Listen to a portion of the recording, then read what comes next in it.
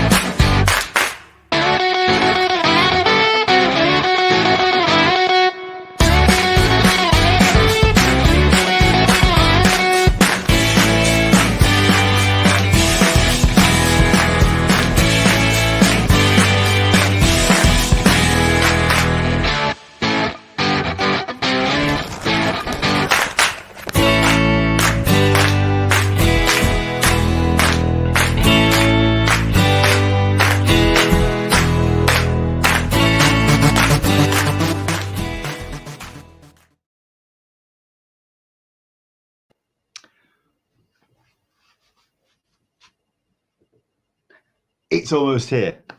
10 days to go. Hello there, everybody. Welcome along to Talkin Con, a cup of tea with Englishman in San Diego. My name's Leonard Sultana, and each and every Sunday around this time, we talk Comic-Cons, con culture, and all the stuff and nonsense we get to enjoy at such shows. It's a pleasure to have you here, especially if you're getting all excited. And from the looks of things on the comments already, people are getting really excited about the convention now. It's really real. We're talking 1 day to go, and it goes down to single digits. Yes, it's getting very excited now. I've got my cup of tea. Hopefully you've got your beverage to hand. Other reason why I'm wearing this. All my caps are now currently packed away. I got accused very early doors today that my priorities have not been in the right place.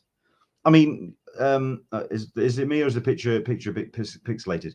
I have actually got a low connection is unstable logo in the top corner. I've actually plugged the router, the Wi-Fi extender, right here next to me. Please let me know if it drops out or anything. I'm hoping that'll just pick up and it'll just get better and whatever. There's a couple of people who are talking about several things that have been announced today, and we'll dive into those very shortly indeed. Andrew Dickinson, say hello, good evening, hello there, welcome along. Michael P, good morning from Colorado Springs, hello there, how the devil are you? We're going to get into LFCC shortly, into the Bloomer. Am I still there? No, I'm not, I never went. Mostly because of funds and mostly because work. I needed the money to kind of go out. So I had some DJing gigs, which I've been doing. Let's have a look at this. Veronica Nunez, good morning from Los Angeles. Aaron Neighbors, hola from San Diego. Sarita P, hello everyone. Chuck Cook. It's everybody's here. Good Lord, you could tell that Comic Con's just around the corner. Everyone has showed up. Alyssa Franks, hello Alyssa, how the devil are you? I'll see you at the Eisner's, kidder. In the bus driver, hey Leonard, can't wait to see you in a few. Stay safe and happy. That's the plan. Celestra Smeg, you need an Englishman mug sippy cup to protect your laptop. No, just some plastic over the keyboard. I think that's probably a good idea. Strange as the logos are fine. Yeah, I think it's just the way it's panned out. Movers and Shakers, hello there. How are you? Yo from Nation's Capital. Pleasure to have you here. Thank you very much indeed for joining us. So yes, it is all about just a final stretch, looking at the schedules and going through as much as we possibly can with 10 days to go. So we are going to be looking at the CCI website. I do appreciate that some people, I mean, we've got, who was it that said it? Someone's pressing F5 at the moment. Yeah, Andrew, pressing F5 on the CCI CCI website. I suspect a whole bunch of people are paying attention to some very specific shows. Doctor Who is traditionally on a Sunday, so people are paying attention to that. Facebook user, hello, all from O2. If you are from the O2, as in from the O2 arena, hello. If you're watching from O2, as in the company, I'm a loyal fan. Can you drop me some money off my bill, please? But you're doing very well because you give me unlimited data because I'm on the Vault thing. So thank you very much indeed. Sunday is up. Okay. Well, I'll tell you what, we'll go through the rest of the days first and we'll dive into the rest of it.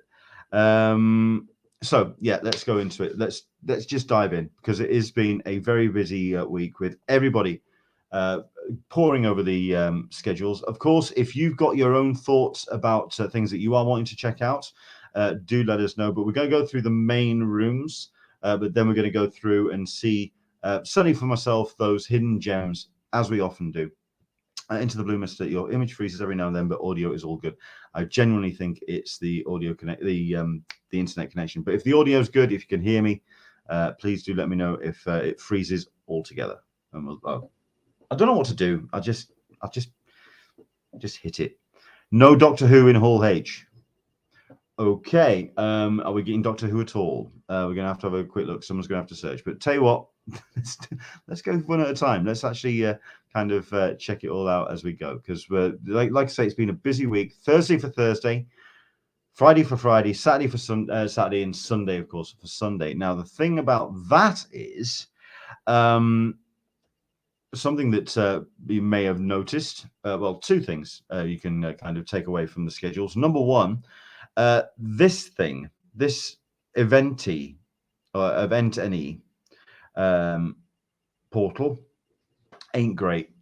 I'm not a fan. I personally don't think it's particularly useful. I think it's very clunky indeed, and it's an awkward thing to use. So for myself, I'm not a massive fan. So we'll go to this one here. Here we go. So we'll do what we can to look through as much as we can, and we'll go one at a time through the days. Yeah, the other thing. So the schedule's really clunky. Number two, Wednesday, no programming. There is a education program that's happening, I believe, in the library, But that's it for the Wednesday, which means no Warner Brothers. We've had the the unofficial blog replied to me, and they are under the impression, just generally, that there's no Warner Brothers product to bring, and therefore they're just holding themselves back. Put the individual panels out, do what they need to do. There's nothing to bring to Comic-Con this time round.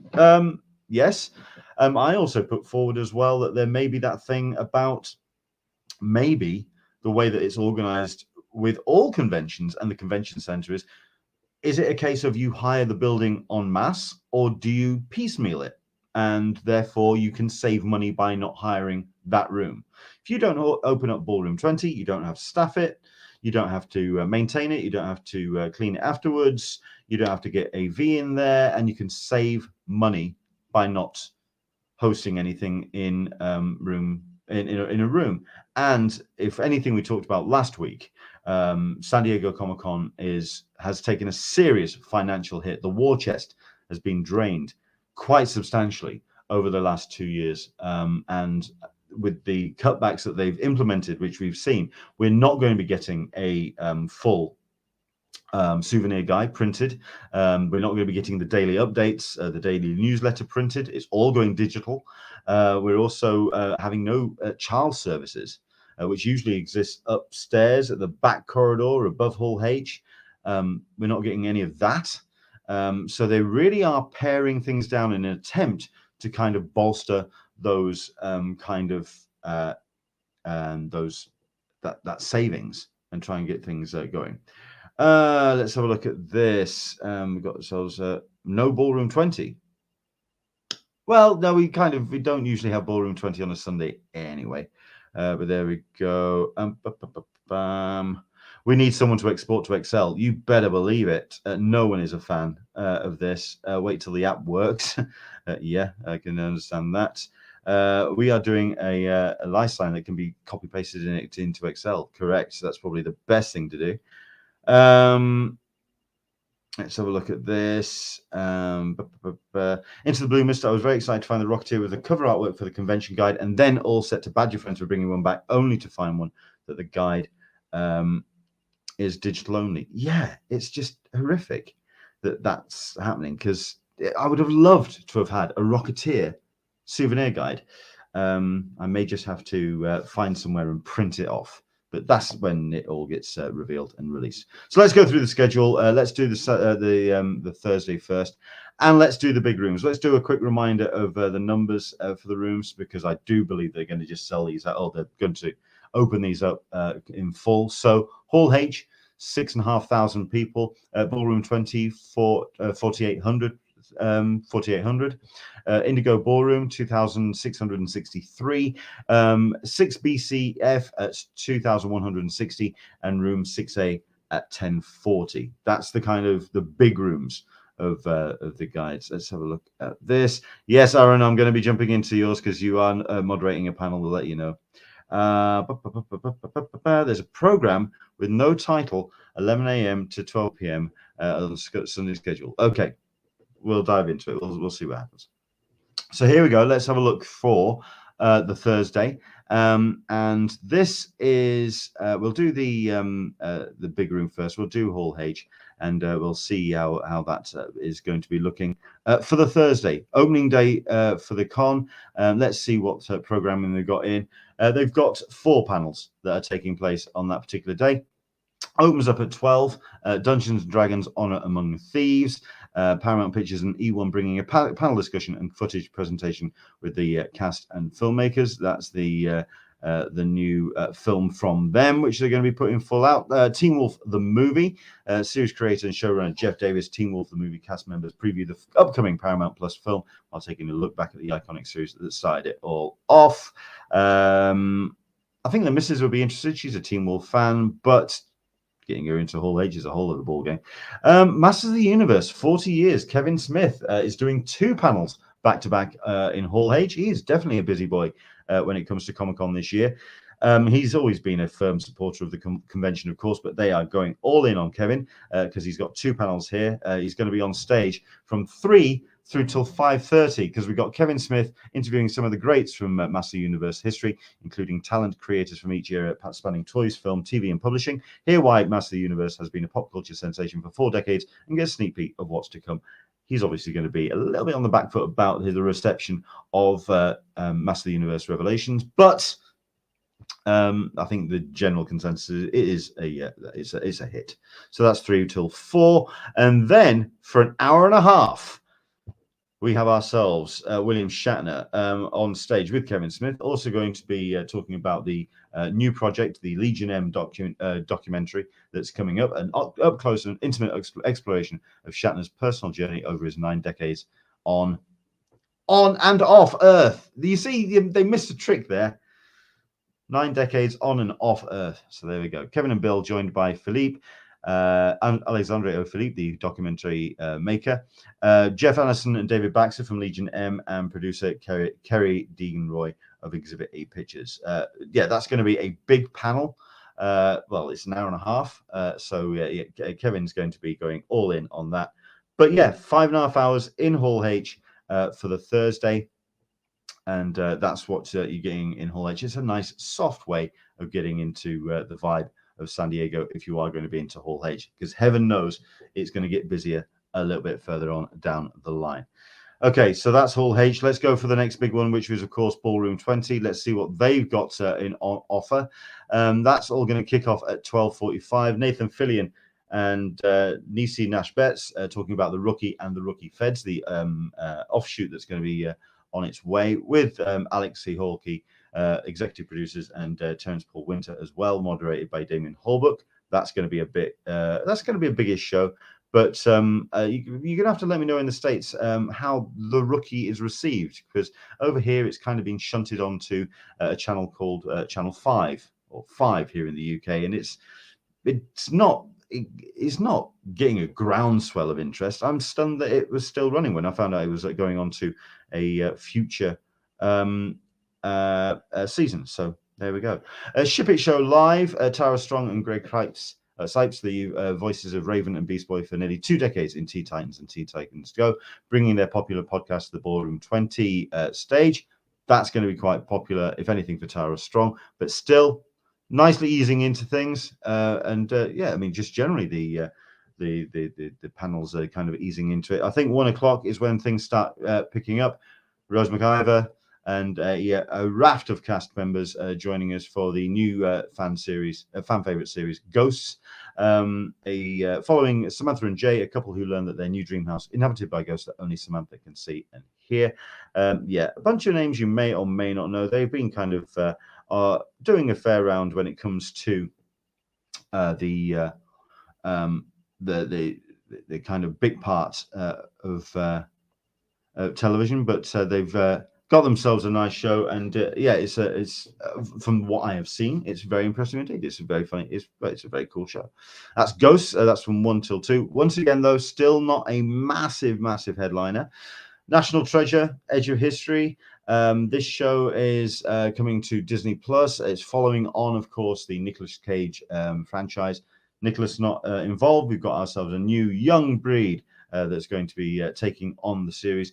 We may get Nicolas Cage for the first episode, but that's where we are with this series coming to Disney Plus soon. That is National Treasure, Edge of History. And then we have ourselves probably the big panel of the day, 3:30 till 4:30. Ben Stiller, creator and executive producer Dan Erickson, cast members Adam Scott, Britt Lower, Zach Cherry, Trammell Tillman, Dyken Lackman, and Jen Tulloch. Panel hosted by Patton Oswalt. It is a massive show, and not only that, but it's also a hell of a show. If you've not checked out Severance, please do, because it is very cool. I know it's on Apple Plus, Apple TV Plus, but hey, these are things that are sent to try us. It's one of the shows that's actually worth getting Apple TV Plus for. It is very cool. It is very good. And yeah, we've got ourselves season 2 barreling down the pipe. I think they're preparing for it at the moment. But yes, that's quite a nice little lineup there, including Ben Stiller. Actually, I don't know if it's his first time coming to San Diego Comic-Con, but certainly not Patton Oswalt's. So it's good to have Patton back on stage. That is probably going to be the big panel of the day, 3:30 to 4:30. You are probably going to be needing to be in the room by at least National Treasure, Edge of History, to be in the room for Severance. And then to wrap things up, Beavis and Butthead creator Mike Judge joins us, celebrity moderator, whoever they may be, as they have a lively conversation about Beavis, Butthead, and everything in between, discussing the Beavis and Butthead Paramount original series, as well as the recently released movie Beavis and Butthead Do the Universe. That's from 4:45 to 5:45. It's a nice open. It's nothing too stressful. I mean, there's some draws there, but nothing that's really kind of going to bust the bank. Inside Severance is probably your big one of that. Dan Berry asking, I wonder if Ben came from Mystery Men. That's a very good question. Very good question, actually. Kevin Smith, I expect Clerks 3 presence more than likely. Indeed, absolutely. Michael Ebel, hi from Ohio. I'm out and about. I plan to watch the whole show later. I'll be online watching the unofficial block show tonight at 4. Understandable. I get it. But that was that 4. That's a little bit later than that. Don't worry about it. We're not going to run that far over. Let's have a look at this. Right. Clydie Nee, yes, talking about her panel. Don't worry, we're going to go into some of the hidden gems when it comes to the listing. So don't worry about it. What else we've got?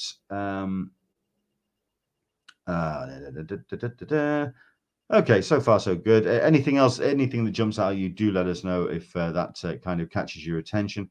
Okay, our next one then. Let's go to Indigo. Let's check out what they've got going on.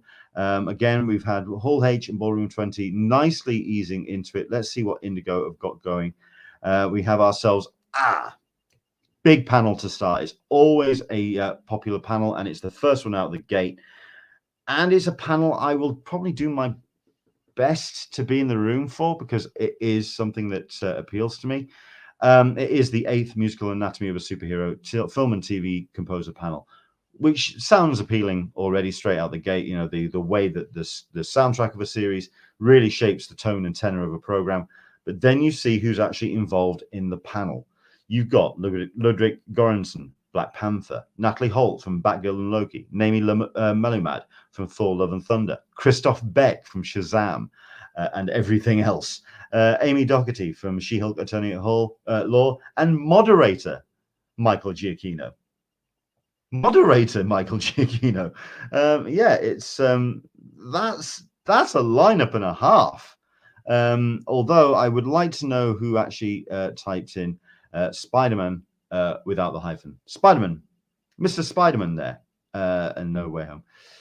You see these picky things, but there we go. That's a hell of a thing to start off, and it was always absolutely rammed in Indigo and well worth it for that particular panel. They're showing clips on screen, and you see how the soundtrack really kind of opens up the worlds of genre television. That's from 11 till 12, 12:15 to 1:15. Moriarty, the Devil's Game, which is a new, bold addition to the Sherlock Holmes universe from Audible. So you've got the likes of Dominic Monaghan and Billy Boyd reuniting alongside Phil Lamar and Lindsay Whistler for a dynamic conversation about the thrilling task of bringing these known characters to life. Yep. It's those two which will get the people's attention. Dominic Monaghan and Billy Boyd, of course. And if anyone gets to ask about Q&A, ask if Dominic has eaten that jar of Marmite that I got him at Wales Comic Con. That's between 12:15 and 1:15. Abbott Elementary Class in session. This is star and executive producer Quinta Brunson, stars Tyler James Williams, Janelle James, Chris Perfetti, Lisa Ann Walter, William Stanford Davis, and Cheryl Lee Ralph, for a live virtual panel. So it's going to be streamed in, is it? That's where we're at. This is what we could be seeing at future cons. In fact, I expected to see this more, to be honest, throughout the programming. But here we go. A beamed-in virtual panel. Marcus Jones from IndieWire is the one that's going to have to manage that Zoom call. and hope to God that the internet in the Indigo is strong enough. That is Abbott Elementary class in session 1:30 till 2:30. Best of luck to the tech team on that one. 2:45 to 3:45, Vampire Academy, a glimpse into the world of the Peacock original Supernatural series.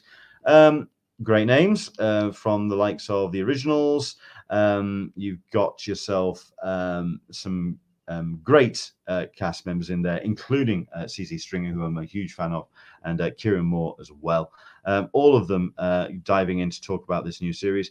Julie Pleck is the producer, and she can also hold a room as well. But then again, it is going to be moderated by Entertainment Weekly's Sydney Buckingham, and due to premiere on Peacock on September 15th. That is Vampire Academy. Like I say, there's nothing really kind of really jumping out at me. Artemis, Dawn of a New Space Age. Here we go. It's a space one. Good grief. In Indigo, Holly Ridings, NASA flight director, discussing NASA's return to the moon with the launch debut of Artemis program's Space Launch System rocket later this summer, joined by a NASA astronaut who will discuss future Artemis missions to the moon, and Derek Wang, NASA's Space Technology Mission Directorate, who will discuss some exciting new partnerships, moderated by Maureen O'Brien, NASA Headquarters Office of Communications. So we're talking people who work at NASA talking to other people at NASA about NASA stuff. If you can keep up with the conversation, all the best to you, because I guarantee they'll dive into a whole bunch of acronyms and you're going to have to keep up. Still, it's going to be an interesting panel for those looking to the future of space exploration. And that's where we are with Comic-Cons at the moment. We're definitely folding in a whole sorts of stuff, which you wouldn't necessarily think, but that's where we are. Wrestling and space exploration. That seems to be the thing for me. So there you go. That's 4 till 5. And then Nick's first look at a new horror movie. Dee Wallace, Anthony Ferranti, James Zimbardi, Skylar Caleb, Woodrow Wilson, Hancock III, Angie Theodore Dick, and Gary Rubens. It is the cast and crew from the creators of Sharknado. This is a new psychological horror movie, Nix, and it's a preview of said film. It's not going to get the whole thing, but we are looking at a panel, so you're going to be getting a fair chunk of that. Nick's first look at a new horror movie. And that's Indigo Ballroom. It starts staggeringly strong and then kind of tapers off a little bit. And I really want to see how that Abbott Elementary class in session works, because like I say, in post-COVID times, virtual panels may be, I thought, going to be the next thing that was going to happen. But there we go. So we go to the comments. Let's see what anyone's saying. Andrew Dickinson, the NASA panel at WonderCon was quite enlightening. Indeed. Excellent stuff.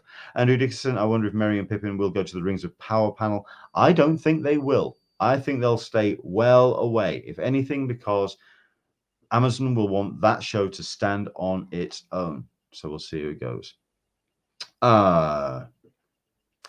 Andrew Dickinson, best panel all con is the music one. So there you go.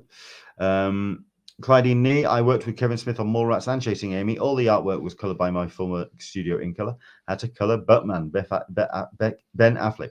None of my guys wanted to color that art.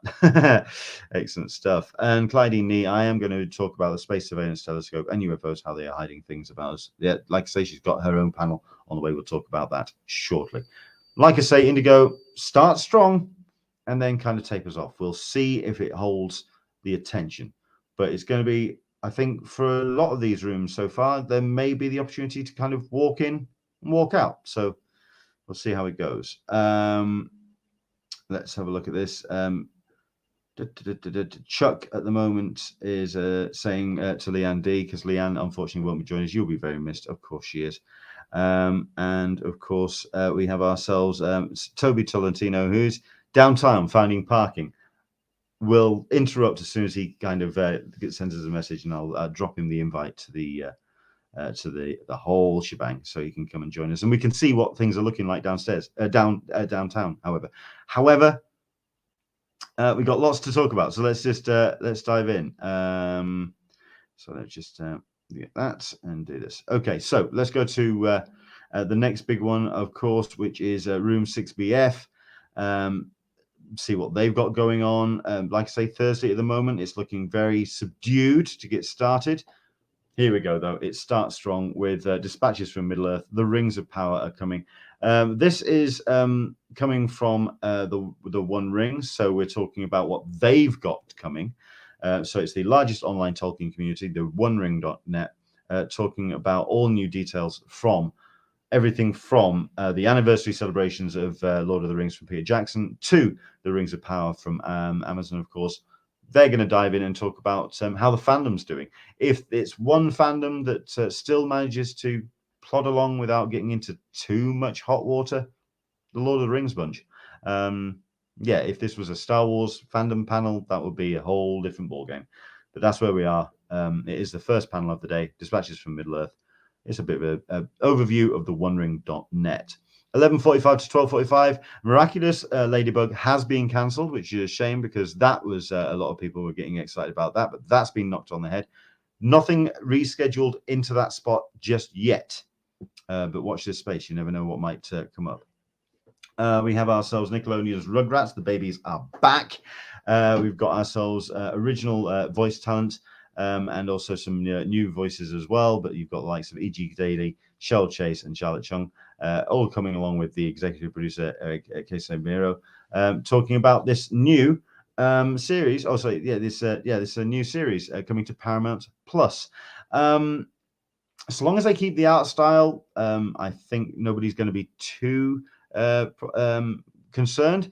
But how they're also going to talk about what the actual timeline is for the Rugrats. I mean, they're obviously going to be just glued into that nappy, and they're not going to be growing up anytime soon. But yeah, that's where we are with that. It's animation from here on in. So that's from 1 till 2, 2:15 to 3:15. Disney Plus. It's their first one for the weekend so far I've seen. Disney Channel's highly anticipated animated series, Moon Girl and Devil Dinosaur, based on Marvel's hit comic books. Great cast as well. Diamond White, Lee Bearer, and Fred Tatasciore joining the executive producers and writers, all talking about this new series. It's a interesting concept. Is Moon Girl and Devil Dinosaur, but it's one of those a little bit like MODOK. It's a little bit like Miss Marvel. You've kind of got to know the comics to really get into it. And I'm wondering if we're in a period with Marvel where people are just wanting to see something a little bit more familiar. It speaks volumes that Thor has done spectacularly well in the cinema. People want to see something familiar on screen. How that's going to translate to other adventures down the line, because people haven't really come out for Ms. Marvel, even though it was a great show, and it is a great show. But any of the new breed starting to get a little bit of a cool reception. I'm really hoping that this takes off, because I'm a fan of the original books, and I'd like to see how it looks when it arrives. That's an animated series, Marvel's Moon Girl and Devil Dinosaur, coming to 6 BCF at 2:15. SpongeBob SquarePants driving to SpongeBob Universe. It's a new spin-off series. You've got the Patrick Star Show and the original series as well. Camp Coral, SpongeBob's Under Years. All the familiar faces and familiar voices coming onto stage and talking about SpongeBob and the Dezins of Bikini Bottom. That's going to be a panel from 3:30 to 4:30, SpongeBob SquarePants. From 4:45 to 5:45, you have yourself a new series coming to Netflix. It's a series coming to Netflix. Considering you've got season 4 on the way. This is the Dragon Prince mystery of Aravas unveiled. Co-creators, writers, and voice actors all coming on to talk about the next phase of the Dragon Prince saga. Koala Man, 6 till 7, from the creators of Rick and Morty and Pokemon Detective Pikachu. Justin Rowland, who's always good for a giggle, and Dan Hernandez as well, learning about the suburban Aussie superhero and what he's all about, as it's a new series premiere coming, I believe, later on this fall. It is Koala Man. Solar Opposites, we have ourselves a series which is also from Justin Rowland, so it's definitely the Justin Rowland couple of hours. Mike McMahon as well, talking about season 3 of the Hulu series. Tom Middleditch on stage, Sean Giabroni, and Mary Mack.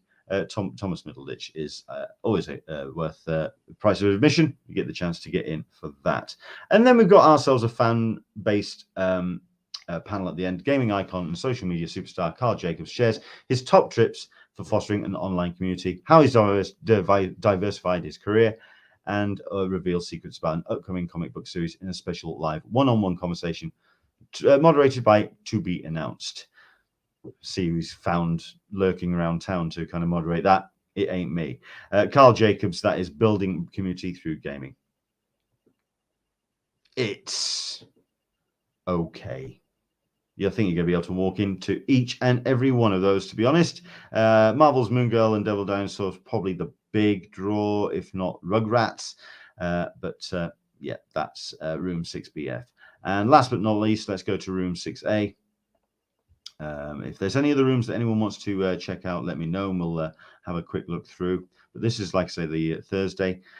We're not going to spend too much time on this because we'll dive straight through. Disability representation on screen. Mattel and WWE Elite Squad fan panel from 11:15 to 12:15.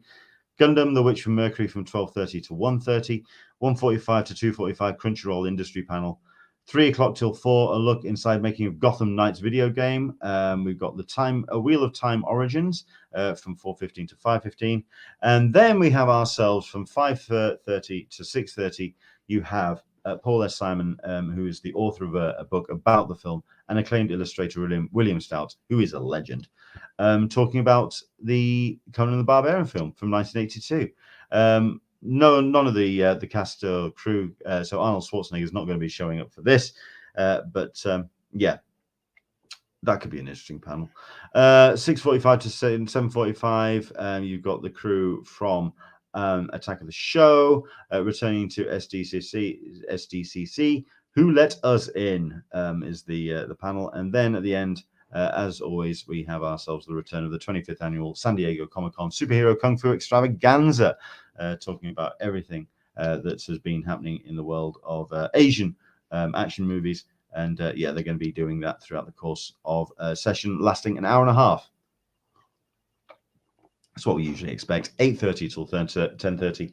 That is on the Thursday. Again, nothing too radical right there. Possibly the Wheel of Time Origins could get some bodies through the door, but I'm not seeing any names, so no one's really knowing what's going to be coming to that. But Wheel of Time has its fans, so we'll see how they're going to rock up, considering this is a digital short companion series to the actual series on Prime. Possibly Conan the Barbarian, maybe the big draw for me on that, but I've always been outvoted on my draws. So there we go. That is where we are with the big rooms on a Thursday. It's a really subtle start. It's a way for people to just kind of ease themselves in to Comic-Con 2020, especially when it comes to your panels. And when I had a look through all the panels for the Thursday, what struck me was the amount of comics content on the Thursday. It's really quite impressive. 10 o'clock in room 7AB, celebrating 50 years of Jim Starlin. Crowdfunding for independent artists in room 2 at 10 o'clock. How to support LGBTQ, IA plus and neurodiverse communities in the Helen Price Reading Room in the library. Veterans in the arts and pop culture in room 29 AB. Spotlight on Maggie Thompson, Comic-Con legend, of course. Building your own nerds and pop culture parenting. That's in 32 AB. Let's go through. Room 4, DC's Tom Taylor and Tom King in conversation. I'm being shouted at for packing this. I don't know if I'm going to get the chance to see Tom King this time around, but hopefully I'll get something signed from him. How comics make video games better than ever in 24 ABC at 10:30.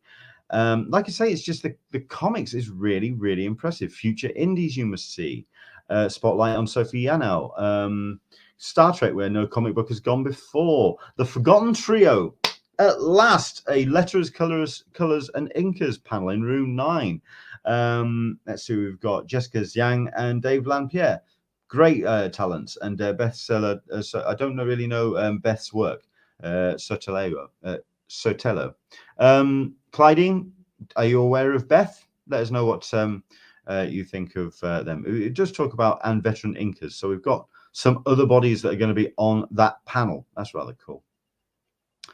DC's Dark Crisis is the next big event coming to DC, 11:30 till 12:30. Joshua Williamson, Daniel Sampere, Megan Fitzmartin, Tom King and Jeremy Adams all rocking up. That's 6DE from 11:30.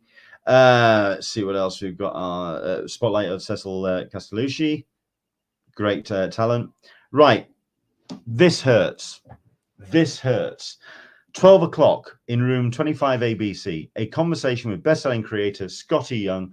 You know I'm a fan, talking about everything from I Hate Fairyland, Middle West, and Twig as well. And I have been shouted at for not having the right priorities when it comes to my packing, because I haven't packed anything really important. But what I have packed is all my Scotty Youngs to get signed.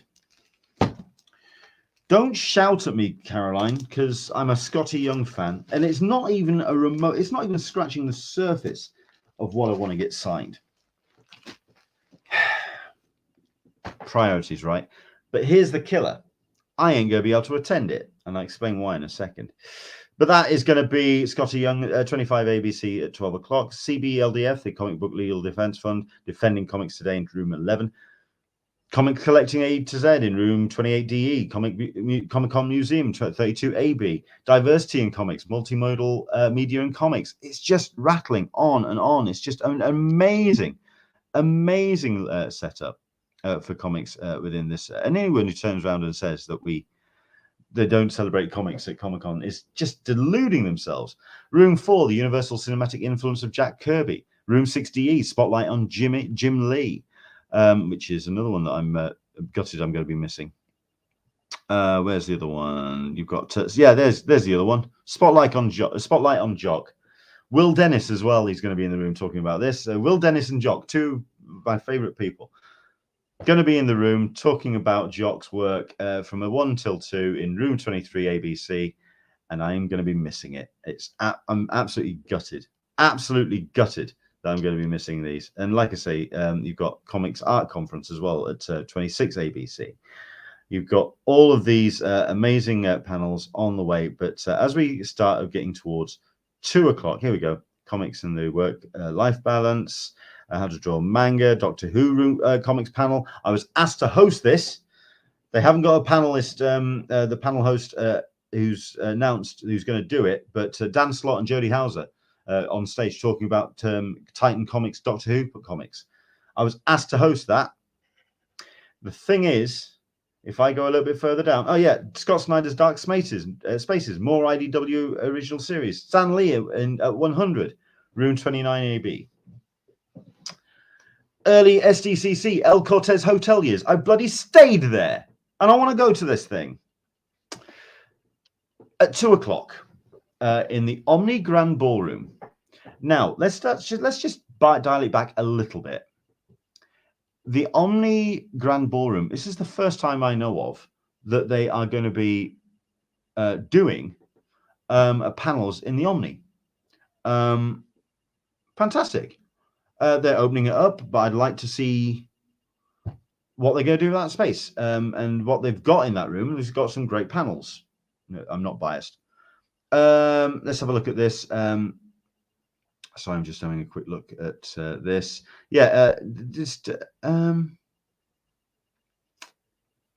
Facebook user, more comics panels than TV for me this year. Comics content is amazing. Yes, this is the Thursday though, so let's see how the rest of the week pans out.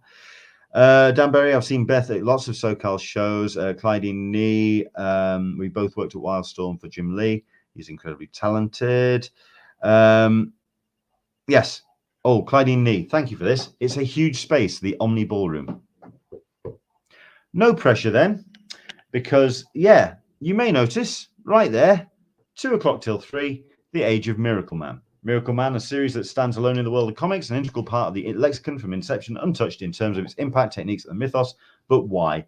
How did a British Captain Marvel knockoff make such an impression? Why does Miracle Man inspire artists and writers to aim for their gods of creativity? And is it as good as their devoted fans say? Leonard Sultana, an Englishman in San Diego, says it's time for our timely retrospective and a hearty hallelujah for Miracle Man. Yeah, 2 o'clock. I'm in the Omni Grand Ballroom. That's my first panel. Yeah, Dan Berry. No, Donny Cates. I guess I'll skip that panel. Yes. Donny, unfortunately, has had to cancel. He's not able to go to San Diego Comic Con this year. And as such, he's not able to make it. I have reached out to everybody. Even Kat Mihos, who's Neil Gaiman's assistant, has been helping me trying to find other people.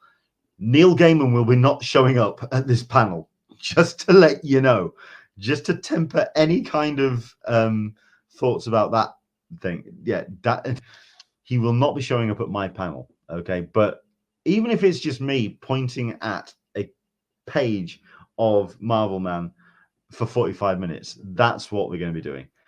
And as it happens, I've got myself a nice little trailer for it as well. So 2 o'clock on the Thursday, first day.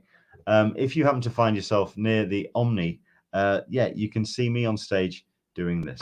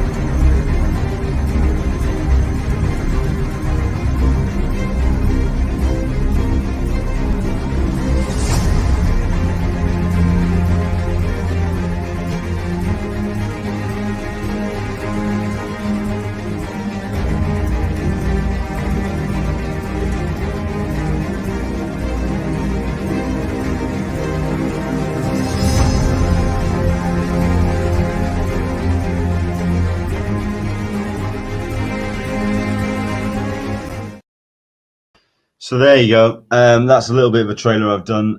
Donny Cates will not be joining us. It's going to be myself. If I can find someone over the course of the next 10 days to join us on stage, either way, it's going to be an interesting little discussion about Miracle Man, especially considering at San Diego, it is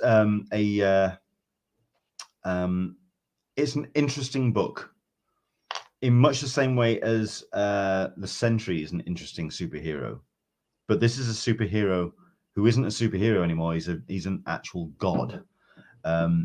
It's just, for me, a fascinating comic, and why it still has the attention when the vast majority of comic book fans don't know what it is. I think it's interesting. Let's have a look at this. That intro graphic zooming into the eye has a bit of parallelism with the CCI logo. Cool. Thank you very much indeed for that. You know, I didn't even think about that. It's actually based off the back panel of the Marvel Man, well, back in the day, Marvel Man special, and it told a bunch of retro stories.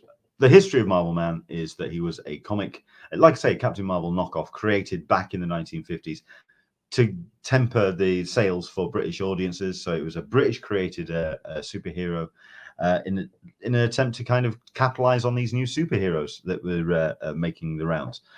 The Marvel Man special did a couple of the classic Marvel Man adventures, and then the back page was them zooming in on the panel, and then you obviously went into Alan Moore's retrospect take on the whole thing, and then you went into Neil Gaiman, and it just becomes this huge saga on the page and off. Dan Berry, fly Alan Moore out for it. If I could get, okay, let's put it this way. The Euro Millions is rolling around. It's 192 million pounds at the moment. I win that on Tuesday, I'll fly Alan Moore out. So we'll see what's happening. Klein in knee, is Shelley Bond going to be there? By all accounts, no. I have gotten in contact with her. They're basically saving the money for Thought Bubble. So no, both Philip and Shelley aren't going to be in the room. Klein in knee, she knows a lot about comics. That's a bit of an understatement. So there we go. Okay, let's dive on. So, but that's my panel. If you are in the neighborhood, come along and see us. Good God, it's now quarter to. Good grief. Let's really dive on. Let's go into it. Like I say, that early CCI El Cortez hotel years, that would be really cool. Mike Towery, Jackie Estrada, Clayton Moore, Milt Gray, Scott Smith, Paul Salmon. But for Mike Towery and Jackie Estrada alone, I would be in the room for that. And like I say, the El Cortez has so much history. As somebody who stayed there a couple of years, it's a hell of a building. It wasn't back in the day, and I'm sure they'll talk about how it was. This very rundown hotel. A lot of work needed to be done on it. Yeah, that's going to be rather cool. We're only at 2:15, so let's really dive in. We've got ourselves, like I say, the ones that have caught my attention. You do have here in the Neil Morgan Auditorium in the Central Library, how to start a comic YouTube channel, which kind of clashes with something else that we're doing later on in the weekend. I'll talk about that when we get to the Sunday presentations. But you've got a number of podcasters that are talking about comics. I don't know any of them. And I think that's something that I want to address on my panel, how to break an actual audience and how to get somebody's attention, because comics is still a niche audience. So how do you actually do that? They could have some interesting thoughts on the whole idea, but that's going to be taking place 3 till 4, Neil Morgan Auditorium. So you want to be a comic book artist. Let's see who they've got on for that. Carlos Adanda. No, it's just him. We've got ourselves Spotlight and the Hernandez Brothers, Love Run Rockets 40th anniversary in room 25 ABC. That's going to be particularly busy. But then again, Todd McFarlane, he's going to be making sure that he's trying to get his audience, celebrating Spawn's 30th anniversary. So the younger crowd, the rock and roll crowd, are going to be in room 6DE. And then you've got Scott Shaw, who's going to be doing his show, 50 Years of Funny, in room 10. All of these are great panels, and really they're jumping out as really cool. Let's have a look at this. Diamond Select Toys, Gentle Giant in room 9. Zacho, who's going to be bringing everyone involved, especially the Cobra Kai new stuff. Right. Our Flag Means Death, and it's not, as far as I'm aware, it's one of the few Our Flag Means Death panels. I'm stunned that there isn't more of it. It's about the relationships, the shipping of Our Flag Means Death. No pun intended, of course, but they're going to be talking about the relationships on the show. Printing Comics, All You Need to Know. Andy Schmidt from ONS with Thomas Cho from Trivision and Josh Werner from SourcePoint Press, talking about how to get your books out there and on the shelves. Like I say, it's all really strong when it comes to comics. Heavy Metal, Forging the Future, 6DE at 4:30. Spotlight on Bill Morrison at 4:30 till 5:30 in room 4. You do have Andy Serkis in the room. Is he going to be there? No, he's not. But he's going to be coming in via a video feed to talk about his new project, talking about books as well, the comic slate from Thunder Point. So that's Thunder, and Scout Comics. That could be rather cool. Again, that's a whole virtual panel kind of thing. Mark Grunwald, a Hall of Fame career at 5 o'clock. Who's the most neurotic superhero now? That caught my attention. But there was one on here. 30th anniversary of the X-Men animated series. Larry Houston, Dan Vessenmeyer, Stephen Melching, and on stage. 2 names are missing from that, and I'm surprised that they're not joining them. The husband and wife team behind the X-Men animated series. I'm really hoping they're going to be there this year. But off the back of that listing, and it'd been a team of horses couldn't have kept them away from that panel. It does look like they're not going to be there this year, which is a shame. Like I said, it all rattles through, all pretty much late on into the evening. You've got yourself Her Universe Fashion Show in the Harbour Ballroom, of course. Diversity in Comics, creating new superheroes in the world. You've got yourselves some great names on there. David F. Walker, Angelique Roche, Margot Finnegan, Angela Sanchez. Some great creators in there. for that. If diversity in comics is something that catches your attention, it's in room 4 from 6:30. Real or fake? That is not. Hang on a second. I thought that was on the Sunday. Looks like I've got my Thursday planned out. Okay. I genuinely thought this was Sunday. Okay. You know what? I'm all right with that because that means that I'm free for the talkback. This is at 7 o'clock till 8. This is on Thursday then. Darren Schulman, who does some writing for us on the conventioncollective.com. What he's doing is he's bringing a bunch of people together. Some great names, and I'm not intimidated. The idea being that a comic character or plot, we have to decide whether it's real or fake. And it's a game show, basically.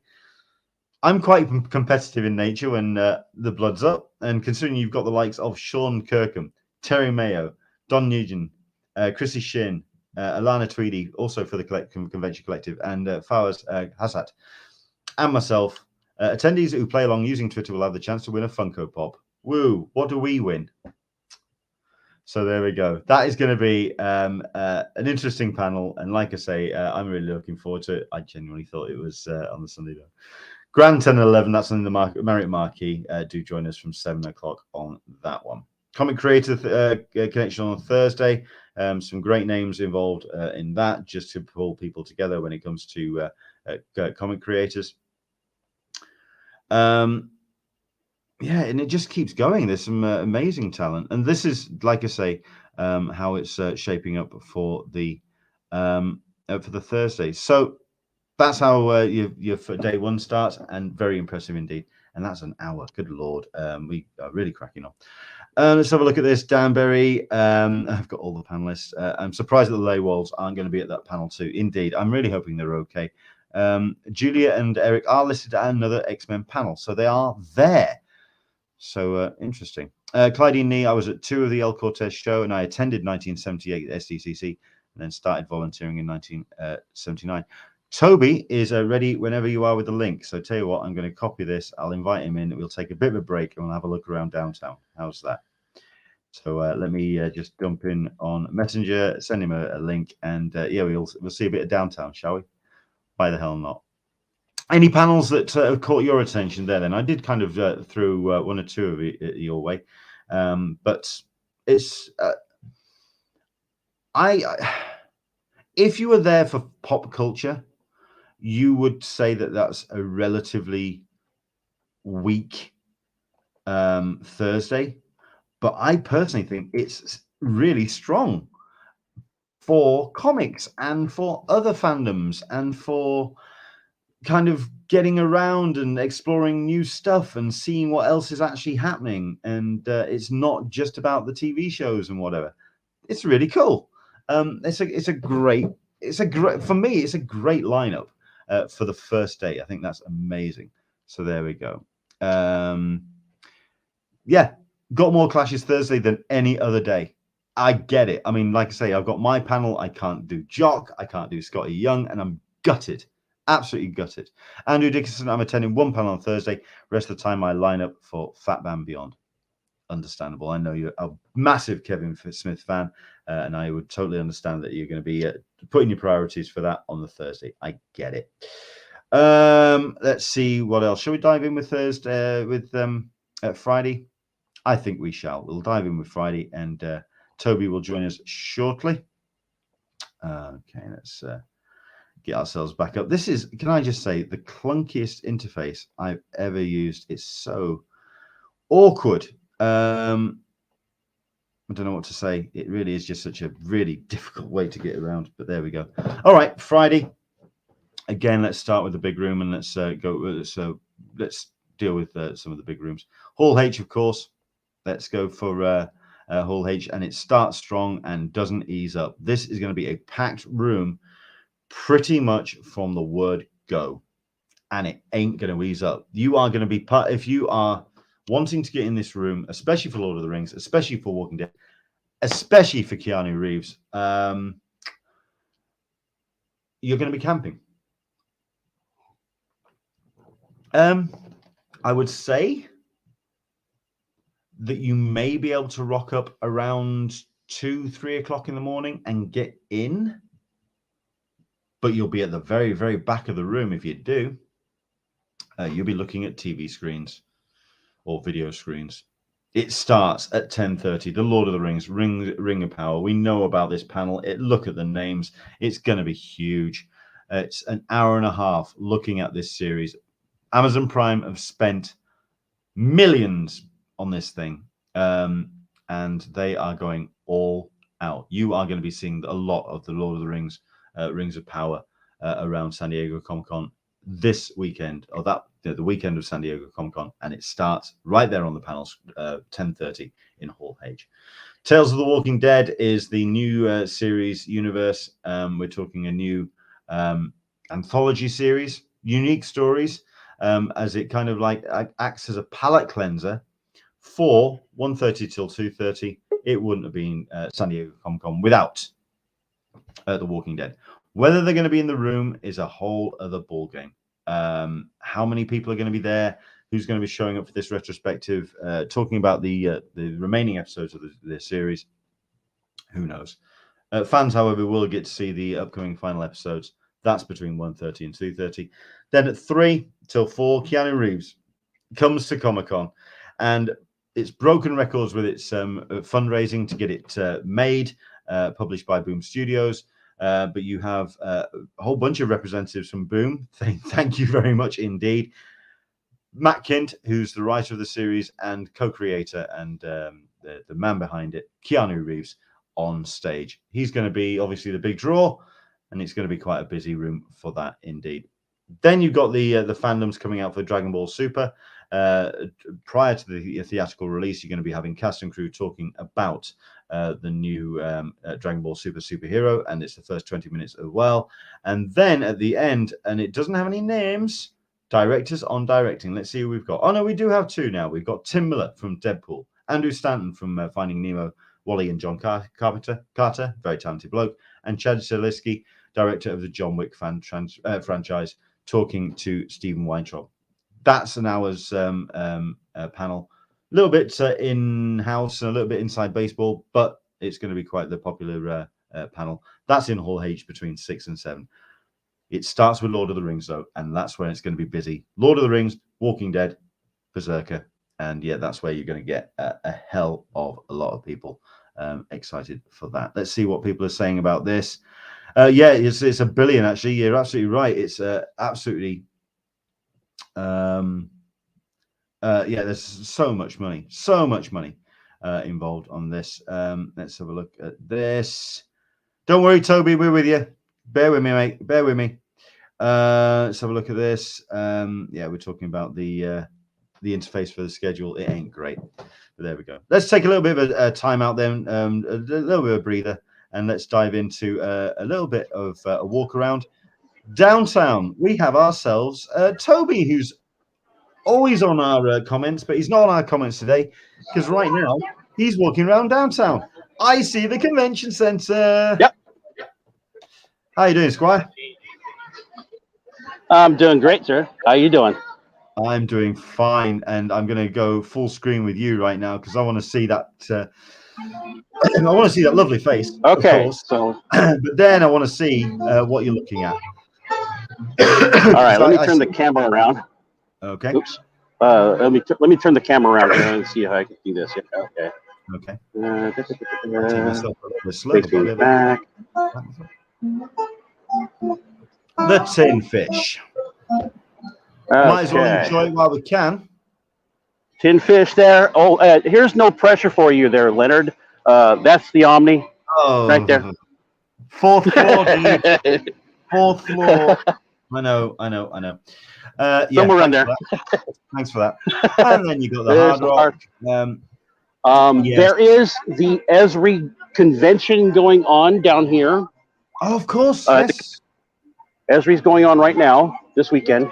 The only wrapping that I've seen so far on any building is the Hilton for the Esri.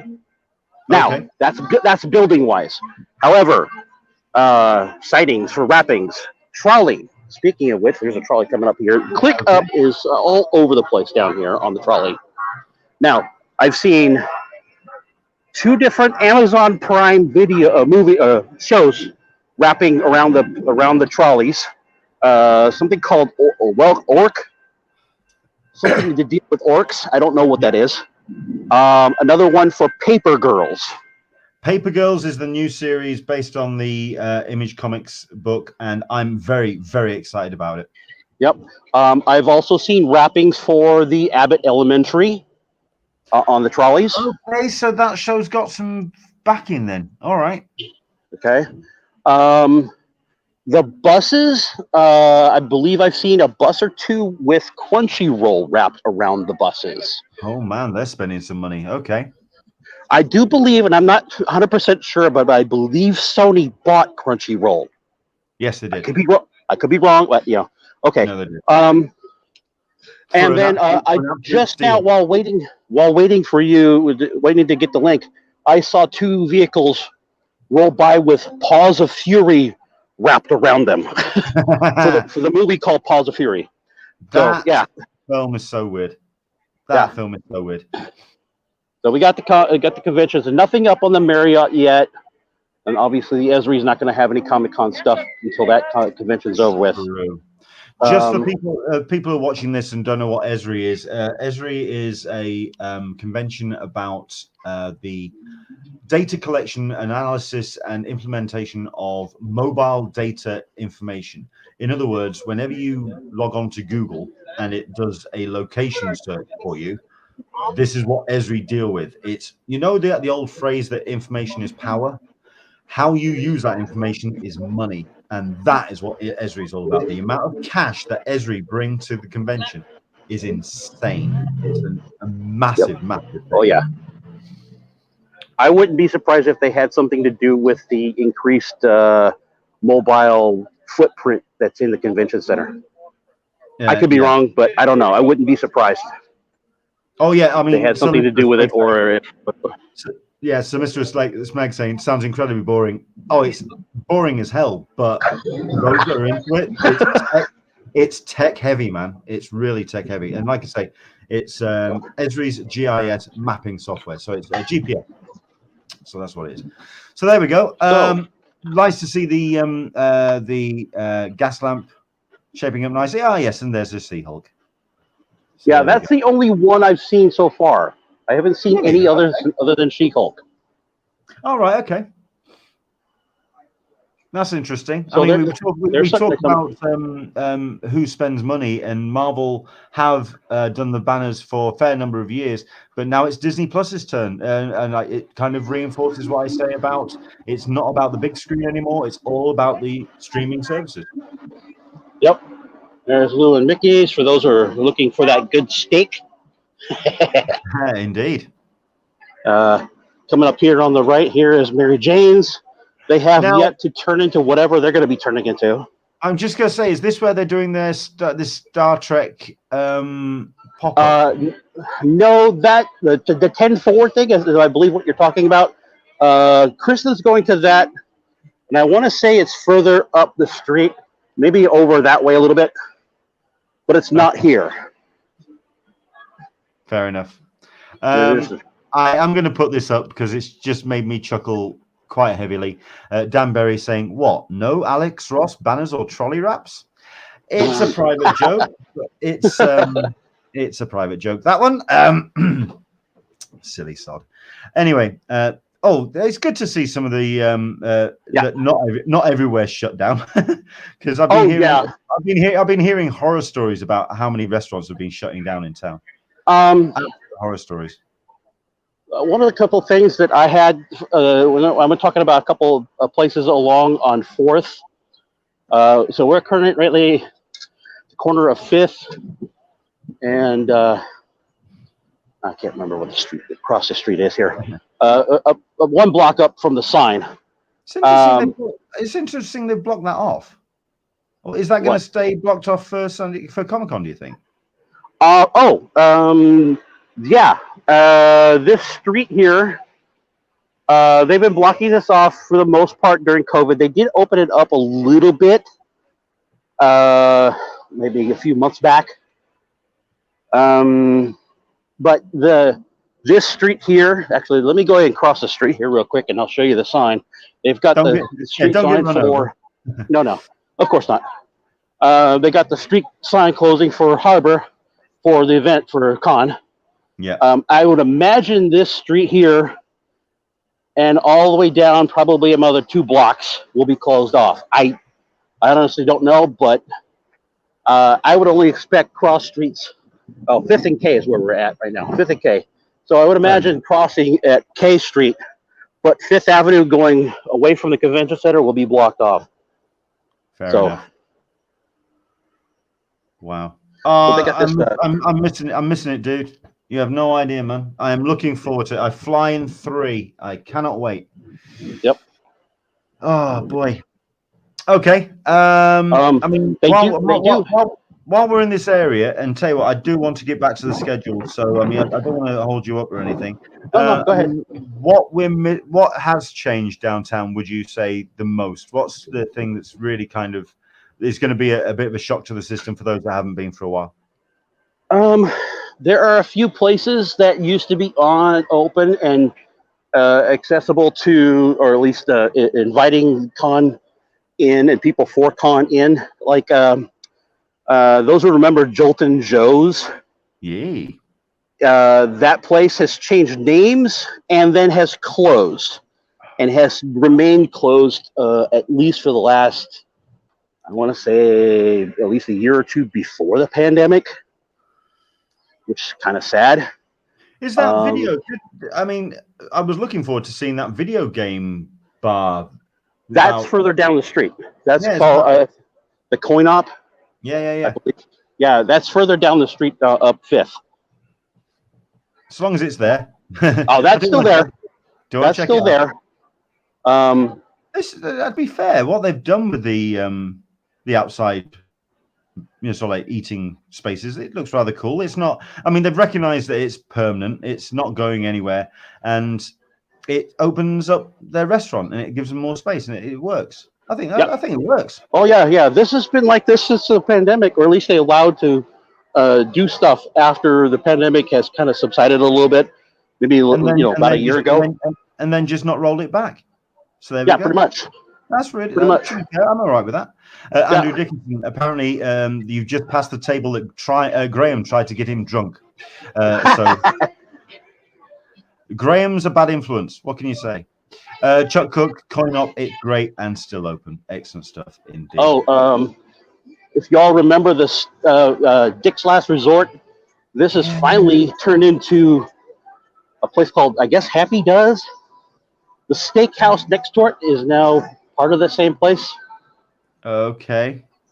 That's changed. The last time, obviously that was used for a pop-up for the people that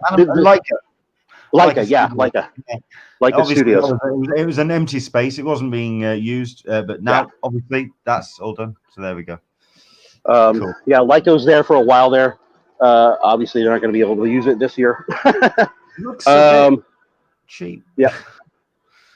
Okay. So it looks like this company bought both spots. So we got further down. Don't go walking too far, man. I don't want you sort of like wandering off into the woods or anything. No. I'm just giving you guys a little gist of what San Diego has turned into since a lot of folks haven't been here in a while. Yeah. But for the most part, yeah, this is it, and it's changed. Fifth Avenue, for the most part, at least for three blocks, has turned into a big giant marketplace or a restaurant facility. Wow. Fair enough. Yeah. But you know what? This is just giving me so much FOMO right now. I just really want to be there. I mean, just to let us know, what's the temperature at the moment in San Diego? Guys, the high is supposed to be like 81 today, but right now it feels like 75. Jesus. It's 10 after 11 right now. Yeah, we're in the middle of 73. Okay, we're in the middle of a heat wave here in the UK. So we're due with it's Celsius and it's 26 degrees, which is quite warm for us. But at least it's kind of giving us a little bit of a taster for San Diego when we arrive. Yep. Oh yeah. We had a heat wave about a week ago here. We might have a little one here. I haven't seen the forecast, but I'm just going to say that's something I'm going to have to check out. What the forecast is like for San Diego weekend. Yeah. Oh, come on. Check it out. And take it with a grain of salt because you never know, weathermen are weathermen. Yeah. I always say weathermen are 50% accurate, 50% wrong, with a 75% variance. Just for conversion, 26 degrees is 80 degrees Celsius. So that's where we are at the moment here in the UK. We're just getting we're getting nicely acclimatized. That's what we're doing. Yeah. So there we go. Leanne, I got a nice little breeze. I don't see a cloud in the sky. There's a Padre game coming up today, so we got a lot of fans for Padres. The Padres and the San Francisco Giants today, and we got a lot of fans for both teams roaming around down here. I do not doubt it. Let's have a quick look. Chuck's saying that the Starbucks at 4th and Market is closed. They're building something inside, but that will be open by the con. Yeah. Cool. Chuck Cook, I moved here from Houston. It'll be 100 degrees Fahrenheit there today. This is great. Yeah. So there's a slight breeze. We got a lot of ocean breeze coming in. Not a lot, but we got some. But a lot of it's being blocked by the buildings for obvious reasons. But yeah. Well, there's the party in the Hard Rock there, where all the people go to wait for the after show parties. Cool. All right, listen, dude. We'll head a little bit. We'll head to the convention center again. We'll get a nice view of that, and we'll really kind of we'll wrap this little thing up. We're talking about the convention center, but sure. Thank you so much indeed for this, man. Really, really appreciate it. No problem. I'm getting some exercise in today, so there you go. Absolutely. Let's see what we've got. Andrew Dickinson, Sparks Gallery has an empty slot in their gallery. Yeah, I've heard about that as well. It's San Diego. You should be more concerned with him walking off a pier than finding some woods. Just another thing, Leonard. I sent you some pictures of it last couple weeks ago. On the other side of the convention center, the amphitheater. Yes, it's finished. They're starting to hold shows there. Indeed. So whenever you want to show those pictures, you can to everybody. Indeed. But it's beautiful. And they still haven't got anything blocked officially for Comic-Con week. It's nicely empty for some reason. Surprisingly enough, when the parking lottery came up, the parking area from Ace was actually available. It has never been before, which means to tell me they're not going to use it for con for anything other than a park.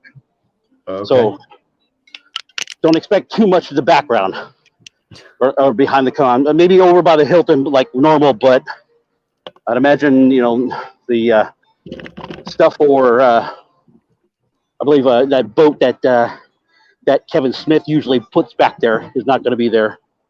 I could be wrong. True. It could be surprising the hell out of us. So yeah. Okay, listen, we've got the rest of the schedules to get through, and it's 7:15 now. It's been an hour and 15. This is going to be a long show, so let's crack on with the rest of it. Listen, thank you so much indeed for this, Toby. We really appreciate it. It's great to see the convention center. It's great to get back into the vibe of it, and we're great to be back in San Diego. I am curious to see what TV program is going to be, or TV program and film is going to be up on the Hard Rock, so then we know what the film is going to tank next year. And then, I'm looking forward to seeing what they've got going off around the rest of the building. But listen, do you know what I'm more interested in seeing? What's that? You know what? Should I tell what I'm more interested in seeing, Toby? What's that? You. Oh, okay. Here, let me. Camera. There we go. There you go. Get my hand out of the way. Again, there you go. I really am looking forward to seeing you again. Oh yeah, definitely. Cool. We'll see. You'll see you soon. I'm just gonna say it's not long to go now. So there we go. So Into the Blue, Mister. Thank you, Toby, for allowing us to live vicariously through your lens. Thank you so much indeed for this. You're welcome. And it's really, really appreciating it. Thank you very much indeed. But Toby, we'll let you get welcome. off and enjoy the rest of your Sunday. Yeah, it's been a pleasure, man. We'll see you soon. Yep. See you soon. All right, mate. Oh, fantastic, fantastic. I'm going to leave that on. I've wanted to leave that on screen bit. we'll let him get off. We'll let him get off. Oh, bless. Interesting to see the layout of Gas Lamp, but we kind of knew it was there. We knew that was coming and what they were doing post-pandemic. But the fact that they've made it more permanent is interesting. Very cool. Okay. I am kind of struggling for power. Bear with us. We are kind of like I'm trying to work this out and to get this sorted, but I think we're going. Andrew Dixon is going to have to bugger off because he's running a D&D session. Listen, it's all about priorities. But let's dive straight in then. We've talked about Hall H for the Friday. Let's go into some of the other rooms. Then let's go into Ballroom 20. Let's see what's going to be taking on the attention. We talked about it. Let's bring it up on stage. It is going to be at 1:30. That is Paper Girls. But we start at 10 o'clock with the 22nd annual animation shows at 10 o'clock. Marvel Studios comes from 11:45 to 1:15. So quite a hefty panel there with talking about the design of the shows from Ryan Meanding. Talking about X-Men 97, Marvel Zombies, What If Season 2, and more. It says special guests. No idea what that could be. So it's a little bit open, but we'll see what they'll bring. But the big, I mean, we've got, like I say, the animation shows. It's kind of like odds and sods. But I think for me, it starts Ballroom 20, 1:30 from Amazon Studios, Legendary Television, and Plan B. It is the adaptation of the graphic novels by Brian K. Vaughan and Cliff Chang. If you have not read the books, I don't know what you're expecting from this because, my word, Paper Girls is a little bit of a strange concept, but it's so well done by Brian K. Vaughan. It's so held together. It's one of those kind of weird juggling acts where you watch it and you just go, how is he even doing that? That's exactly what you get with this particular series. Very excited to talk about it. Bear with me for 5 seconds, please.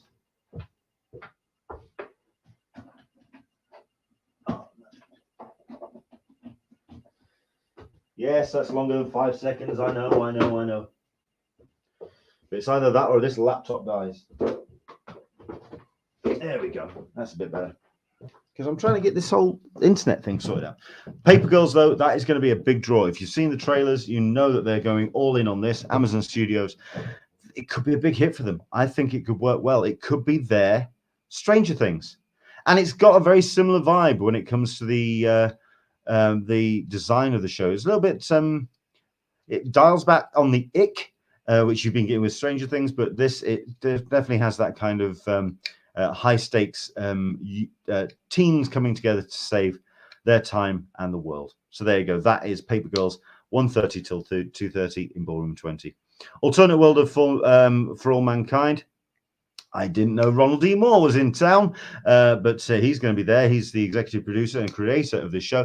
But you've also got the likes of Joel Kinnaman, Chantel Van Satten, Jodie Balfour, Sonia Walger, Chris Marshall, Cynthia Wu, Casey Johnson, Carl Payner, Ren Smith, and Edie Gathali discussing the third season of the Apple TV Plus alternate reality series.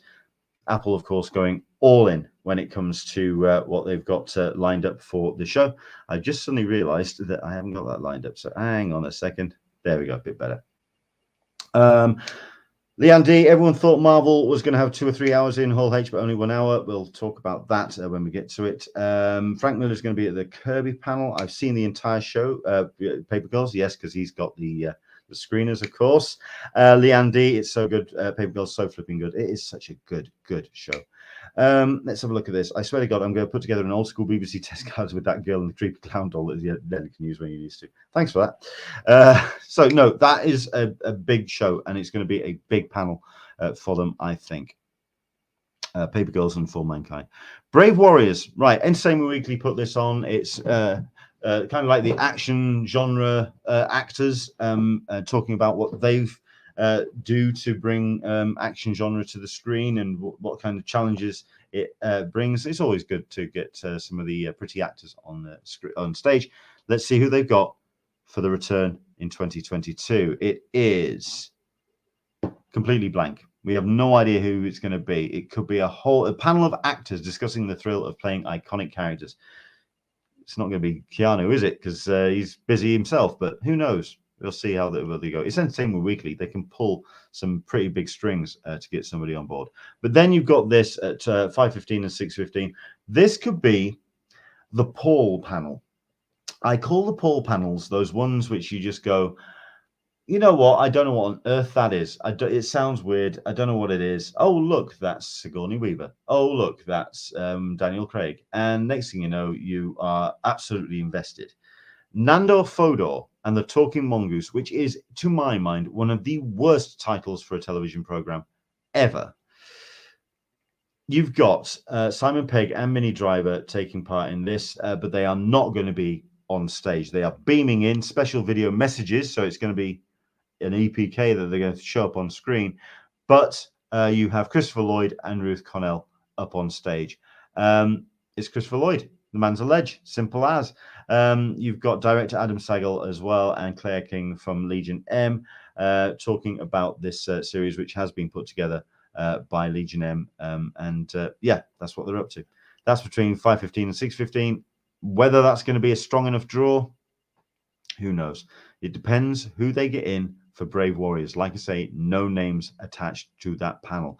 And then you've got the world premiere of Green Lantern Beware My Light from Warner Brothers Home Entertainment, the closest you're going to get to an actual preview.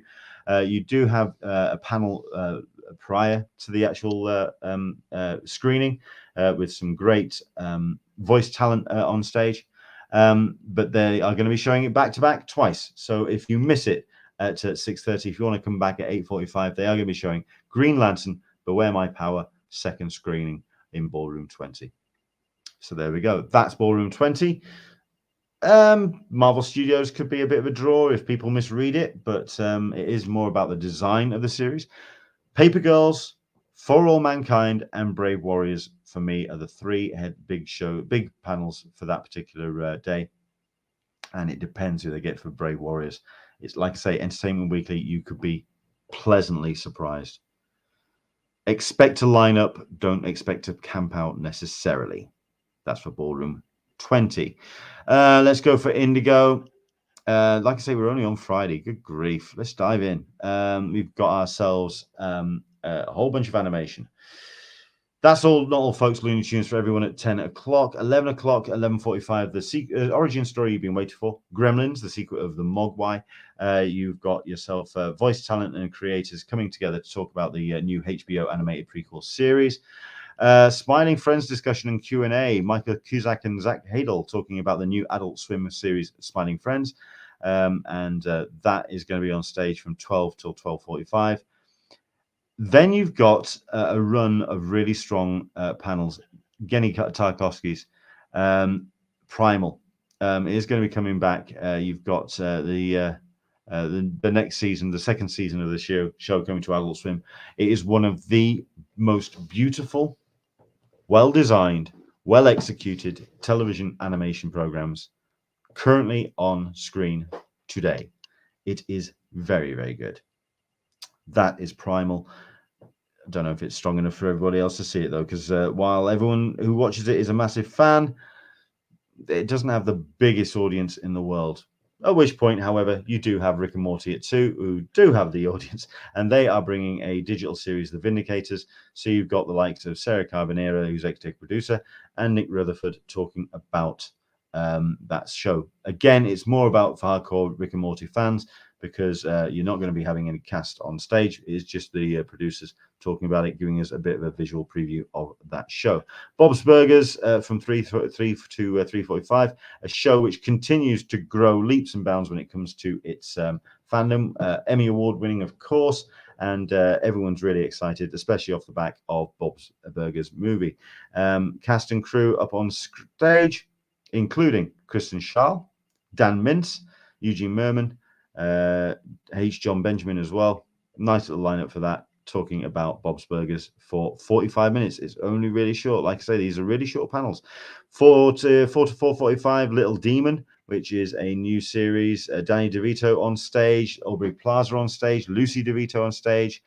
And you've got a whole bunch of other creators and executive producers as well. But good to have Danny DeVito and Aubrey Plaza back. That's for Little Demon, coming to FX and coming to Ballroom 20 at 4 o'clock. And then Archer at 5.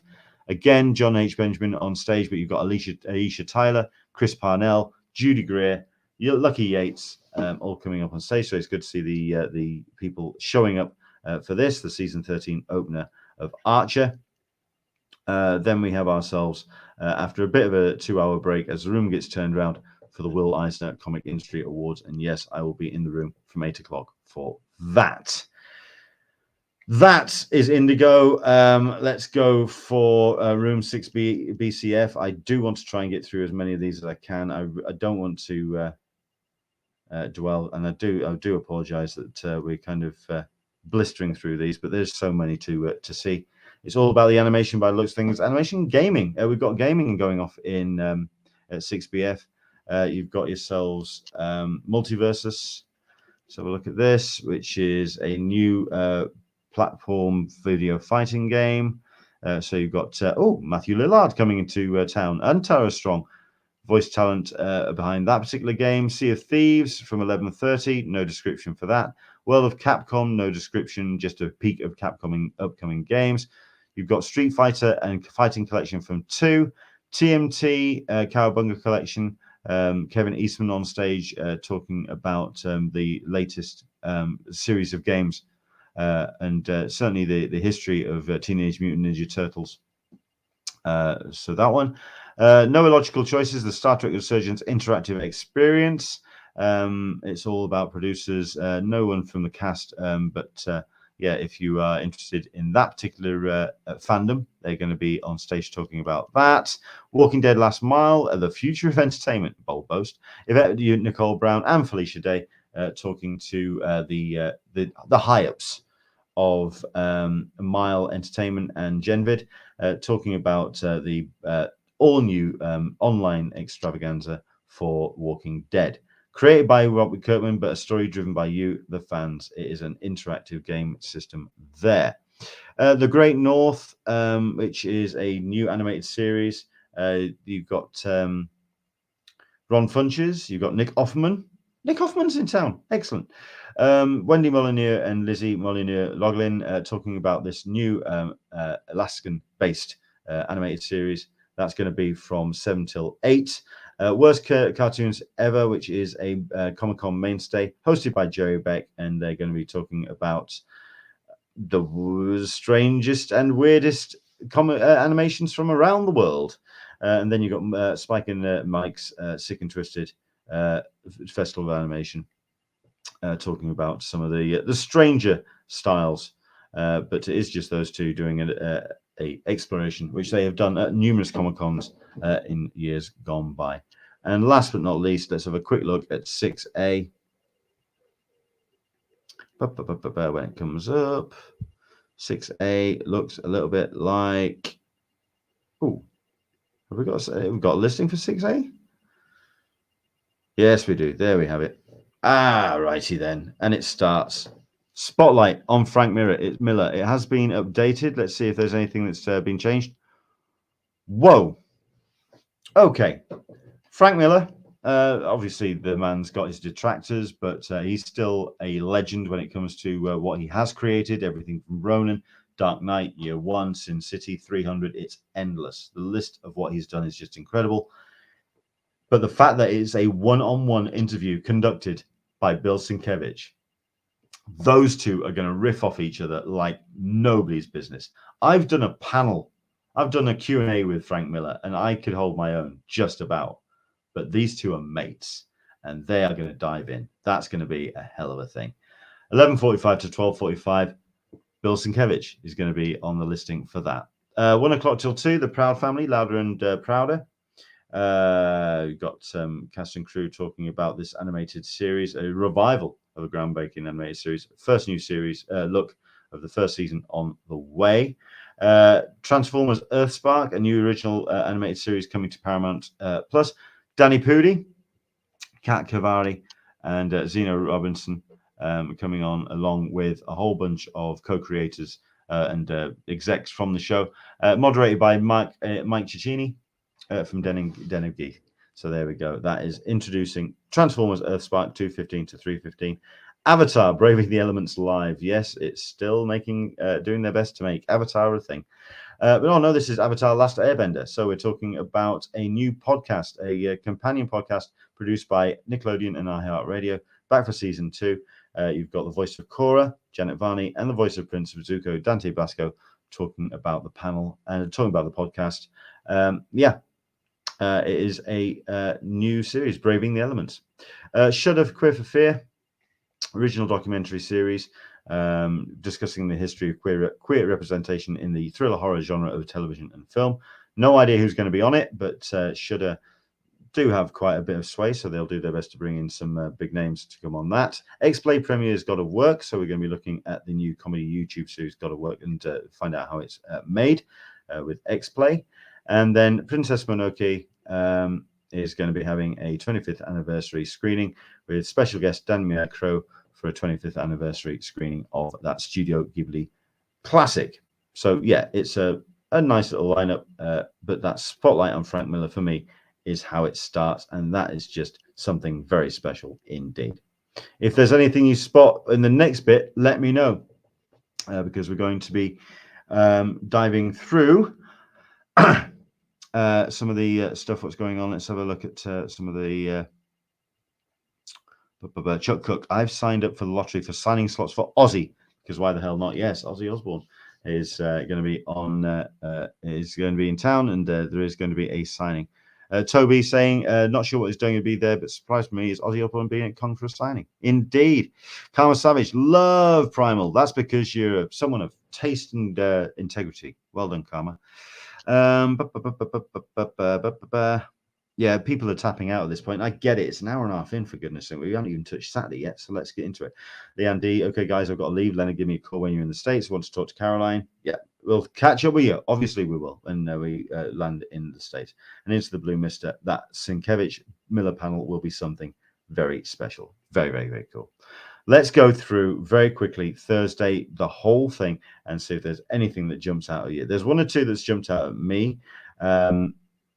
If anything, because there's some panels which I want to attend, and there's some really big conflicts for me. For example, 10 o'clock, room 6DE, you've got the Dan Slott panel of comic book accountability, or why did you do that to my favorite comic? However, as a kind of sequel to my Miracle Man panel, one of the original artists for that book, and a gentleman that was known for his generosity, his kind-heartedness, and his generosity of spirit, was Gary Leach, who unfortunately passed away not that long ago. Room 9 will be hosting a very special tribute for him. Scott Dumbier and Dussel Young. Scott Dumbier, of course, the VP of Special Projects at IDW. Someone I've been in contact with because I want to be in the room for this. Gary Leach, who died in March. It's a tribute panel for him. We've got a number of tribute panels happening today.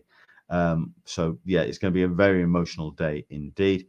The ones that just caught my eye as I was rolling through, once again, plenty of comics, plenty of fandoms as well, which is really cool. The interaction with fans. You've got two panels here.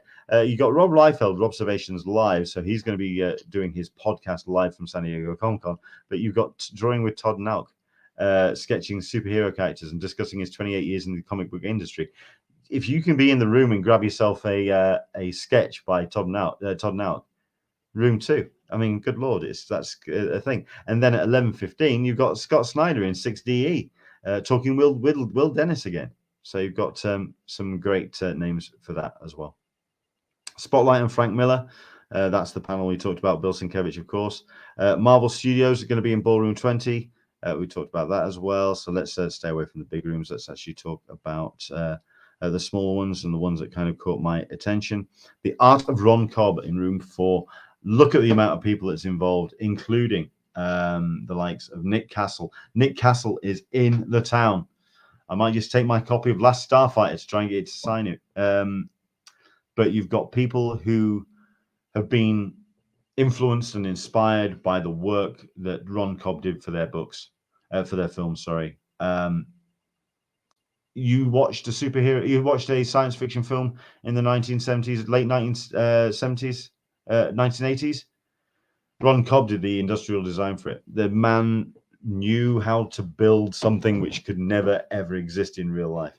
He built the Gunstar. He is the man behind the cockpit of Alien.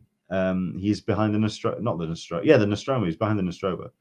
A man of massive influence. That is Ron Cobb, celebrating the life of this great concept artist. Nick Castle in the town. It's fantastic. 100 Years of Charles Schultz. Oh, by the way, Ron Cobb is in room 4 from 12 till 1.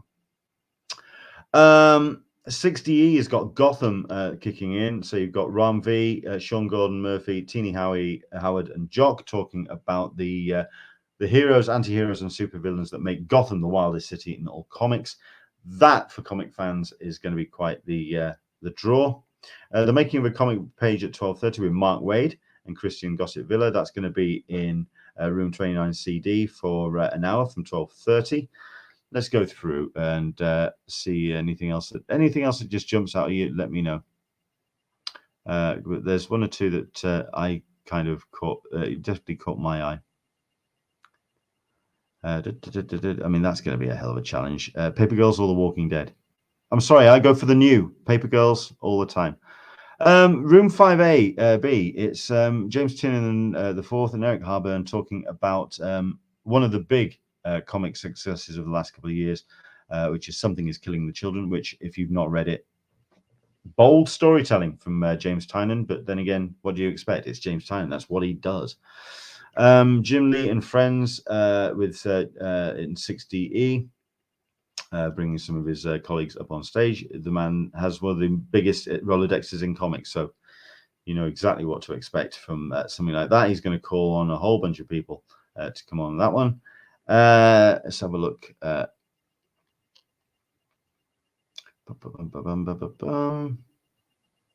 was one around here. There was one around here.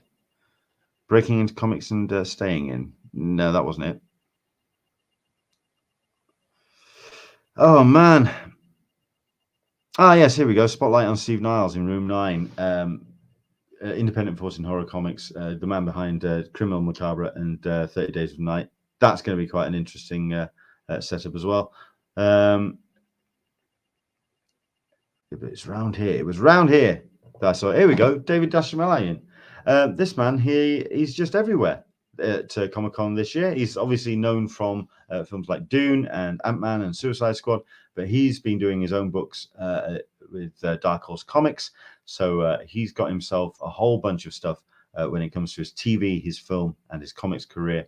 He is going to be everywhere, certainly throughout Thursday and Friday and Saturday, if you check the listings. That's David Dastmalchian. Oops, I completely butchered his name there. Catching with Terry Moore, room 29 baby for 4 o'clock. Again, tell me if there's anything jumping out. This one here is a little bit vague. CB Balsey talking about everything Marvel Comics, but it hasn't been given a full title yet. 25 ABC. We'll see what else is going to be coming up on that. Okay. I'm sure there was one around here that really kind of caught my attention.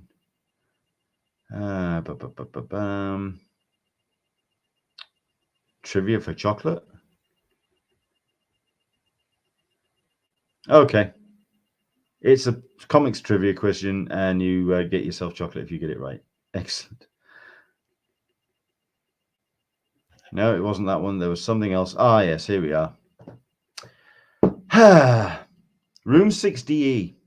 Not the biggest room in the house, but Wesley Snipes is going to be in it, and therefore it's going to be rammed.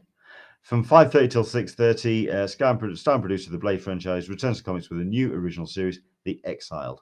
He's got co-creators Adam Lawson and Keith RM joining him as well, talking about this book. Wesley Snipes is in town. And where Wesley Snipes comes in town, drama will undoubtedly follow. So, yeah, that's one that kind of caught my attention. But around the same time, Mike Mignola, the Drawing Monsters, making a documentary film. That's happening at 6 till 7 in room 25 ABC. There was another tribute panel on the way, which is the one that caught my attention. Drawing with Joe Phillips, that'll be in room 2 from 6:30 till 8. Knows how to really kind of teach properly the construction of a page. Very, very talented bloke indeed. Where we are. I can't see it. I'm sure there was another a tribute panel going on, but certainly for me, that Gary Leach panel is going to be of something of interest. Dan Berry, I wonder if Temple Smith will show up for the Steve Nars panel. It's yeah, possible. It's Solicitor Smeg. This is regarding Wesley Snipes. I wonder if he'll pay his taxes on whatever he's making. Well, if Comic-Con will pay their taxes, I'm sure Wesley Snipes will pay theirs. Pay his. Into the Blue Mister, the Hasbro Star Wars panel would be huge for action figure collectors. Absolutely. Into the Blue Mister, no Howard the Duck panels. Disappointed. I don't know if he's being sarcastic there. Karma Savage, Something's Killing the Children. Really, really good storytelling. Totally agree. Right. So that's the Friday. Let's dive into it then. Saturday in Hall H is mental. It is absolutely insane. So let's just go into it then. Saturday in Hall H looks like this. Okay. Sorry, let me just line up the page because I want to get this right. Let's start with Hall H on Saturday. Like Leanne said, slight change of thoughts when it comes to the programming length for Marvel and what they can fit in. But here we go. In Hall H then. That's not it. We're talking the Saturday. Hall H looks like this. Starts at 10:15. Yes, there's a conflict here, and I don't know how the hell I'm going to get around it, but we'll come to it. Warner Brothers Theatrical are coming, and they are going to be showcasing Black Adam and Shazam! Fury of the Gods. So it's all about Shazam. Will we be seeing anything regarding The Flash? Unlikely. Will we be seeing anything regarding any other DC setup? Will we be finding out anything about, I don't know, Birds of Fury 2? Unlikely. Yeah. Did I say Birds of Fury? Completely got it wrong. Birds of Prey 2. I need a cup of tea. That tea's gone cold. Black Adam and Shazam! Fury of the Gods, though. Dwayne Johnson, Zachary Levi on stage, and they're going to bring it out in a big dramatic fashion. That is going to be quite the thing. That is for an hour with Warner Brothers. Then 11:30 till 12:30, House of Dragon. George R.R. Martin on stage with Paddy Constantine, Matt Smith, Olivia Cook, Emma Darcy, Steve Trossant, Eve Best, Fabian Fankel, Graham McTavish, good guy, I might see if I can get hold of him, Millie Alcock, and Emily Carey in this massive Game of Thrones prequel series coming to HBO and HBO Max. For Game of Thrones fans, that's going to be massive, but I'm wondering just how much they've been burnt by the previous Game of Thrones, by the last season of the series. But the cast alone should be enough to get people through the door to find out and get their attention. At the end of the day, HBO will have spent a lot of money on this. They want to get it promoted. Hall H is the way to do it. That is coming from 11:30 till 12:30, House of the Dragon. It's a big panel. Depends how much they're going to be able to fit in. 12:45 to 2:15. Yeah. Hour and a half. You've got yourself casts and executive producers, exclusive back-to-back conversations, but nobody listed actually being in the room. Star Trek Picard, Star Trek Lower Decks, Star Trek Strange New Worlds. Will we see Patrick Stewart on stage? Will we see the cast of Strange New Worlds, which, by the way, is awesome, on stage? It's a big panel, and they'll be doing their best to fill it. And yeah, hour and a half with that lot. Is it? No, it's not an hour and a half. It's 2.5 hours. What am I about? No, hour and a half. I was right. Hour and a half in the world of Star Trek. It's back, baby. Good Lord. Who'd have thunk? In Hall H, prime estate. Then you've got a panel from 2:30 till 3:30. You've got cast and crew coming up on stage, apparently, to talk about Sandman coming to Warner Brothers Television on Netflix on August the 5th. So just around the corner, not that long to go, a couple of weeks to go, and you'll be getting Sandman. But it's whether it's this will be a special video presentation followed by a Q&A with a series of stars and producers. No names. We don't know who's going to be there. We don't know who's going to be involved, but we should be getting a new trailer and a new look at Sandman. For an hour, it's special video presentation. Like I say, this is where we can see Comic-Cons going, perhaps. Entertainment Weekly, Bold School. Now, when we've had in the past a breakup panel, a panel that sits behind the 5 o'clock Big Marvel Studios panel or something, it's usually something that kind of like is a palate cleanser. So, for example, we've seen Women in Genre panel. We've seen your Brave New Warriors panels. We've seen retrospective panels. Let's see what Entertainment Weekly have brought to the main stage. Bold School, 3:45 to 4:45. No names. Enjoy a lively discussion amongst fearless, fierce women, female, or non-binary forces in entertainment. Interesting. So basically, it's your Women in Genre panel opened up to non-binary and minorities. Interesting. That's what I meant by a palate cleanser. Eddie Ibrahim has turned around and said that he likes to put this panel in because everyone's in the room for Marvel Studios. You've got a captive audience.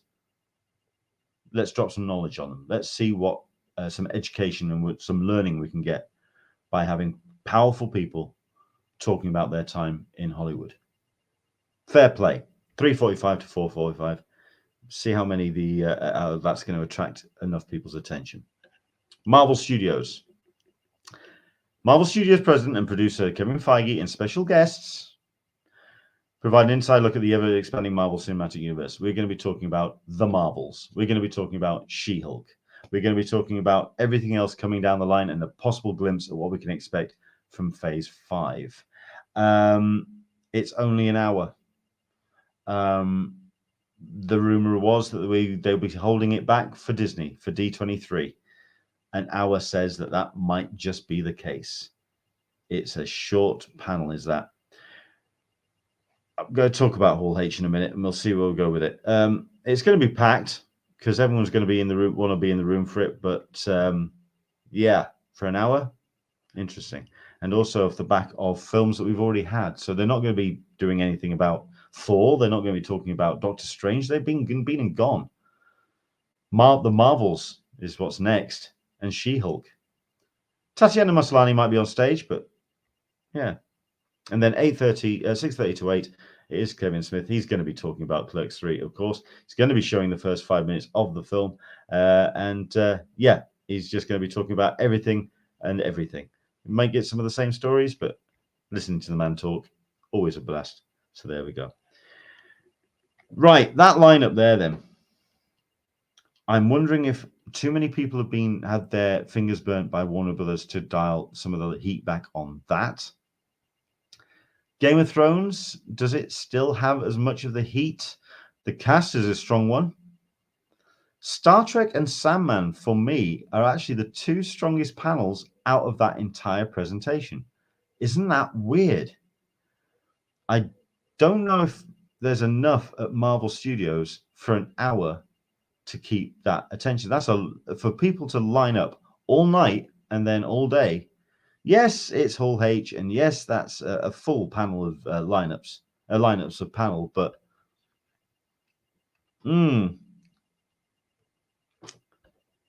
yeah, It's strong, but I'm wondering if it's strong enough to maintain throughout the day. Warner Brothers, House of Dragon, Star Trek Universe, The Sandman, Entertainment Weekly Bowl School, Marvel Studios, and Kevin Smith. And then to wrap things, I think that's it. There you go. From 10:15 is when it all kicks off. What do you think about Hall H?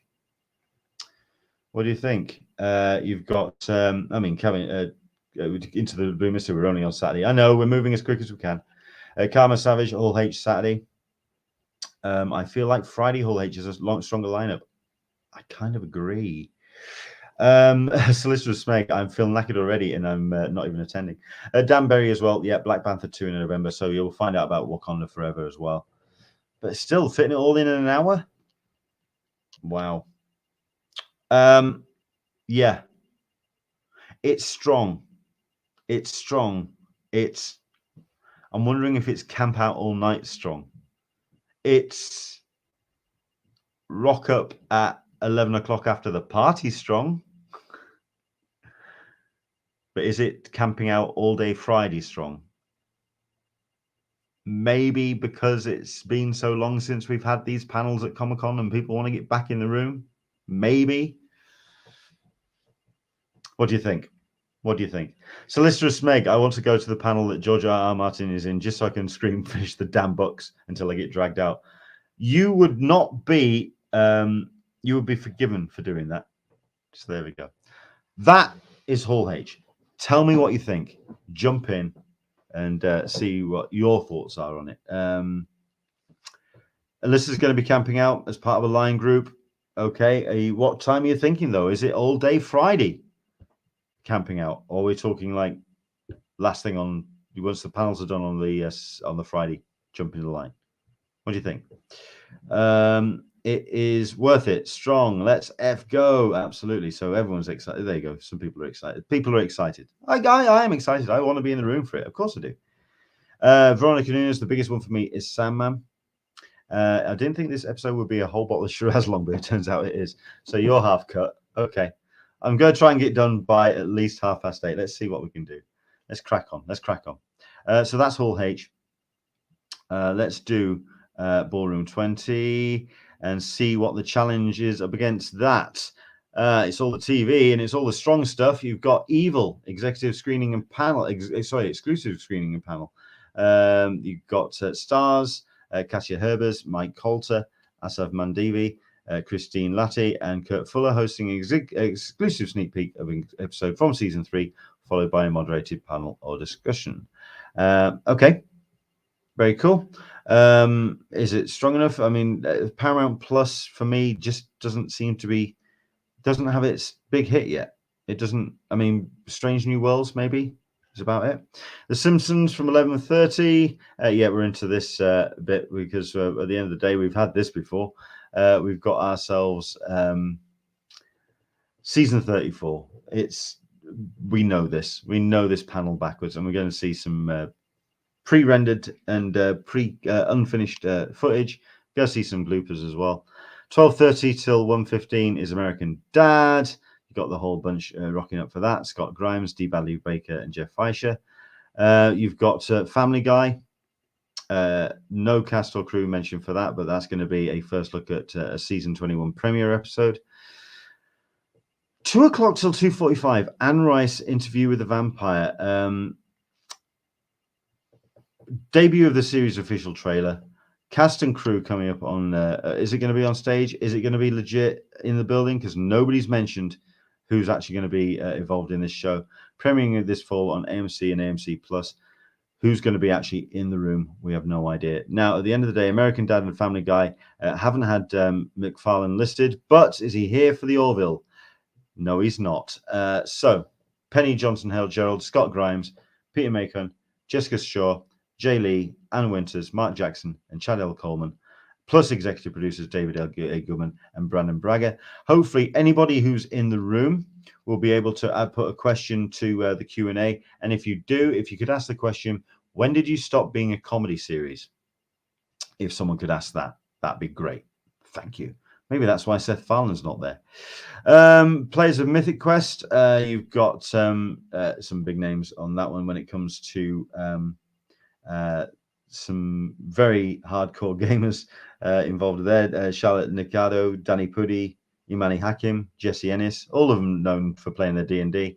And you've got Rob McElney as well, talking about Mythic Quest. So, which means the big panel of the day will be from 5 till 6.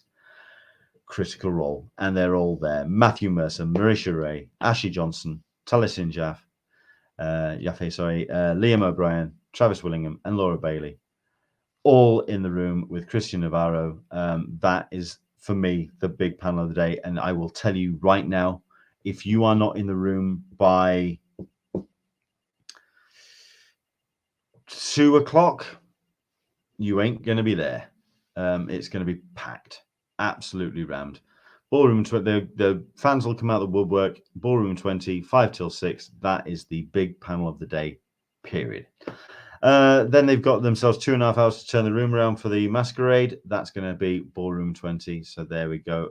Just looking at the listing. Yeah, Critical Role is your big panel of the day for that. Okay, let's go very quickly over to Indigo. This is on the Saturday. Cartoon Network Winner Takes All, which is a kind of a game show, multi-show panel talking about which panelists are most clued up when it comes to everything Cartoon Network. You've got yourself a strong lineup of people on stage. Philip Solomon, Tara Strong, Carrie Payton, Calvin Wong, Connor Andrade, Amory McCoy, Max Mitchell. It's a hell of a lineup. Yeah, that's a nice strong start to Indigo on Saturday. 12:30 till 1:30.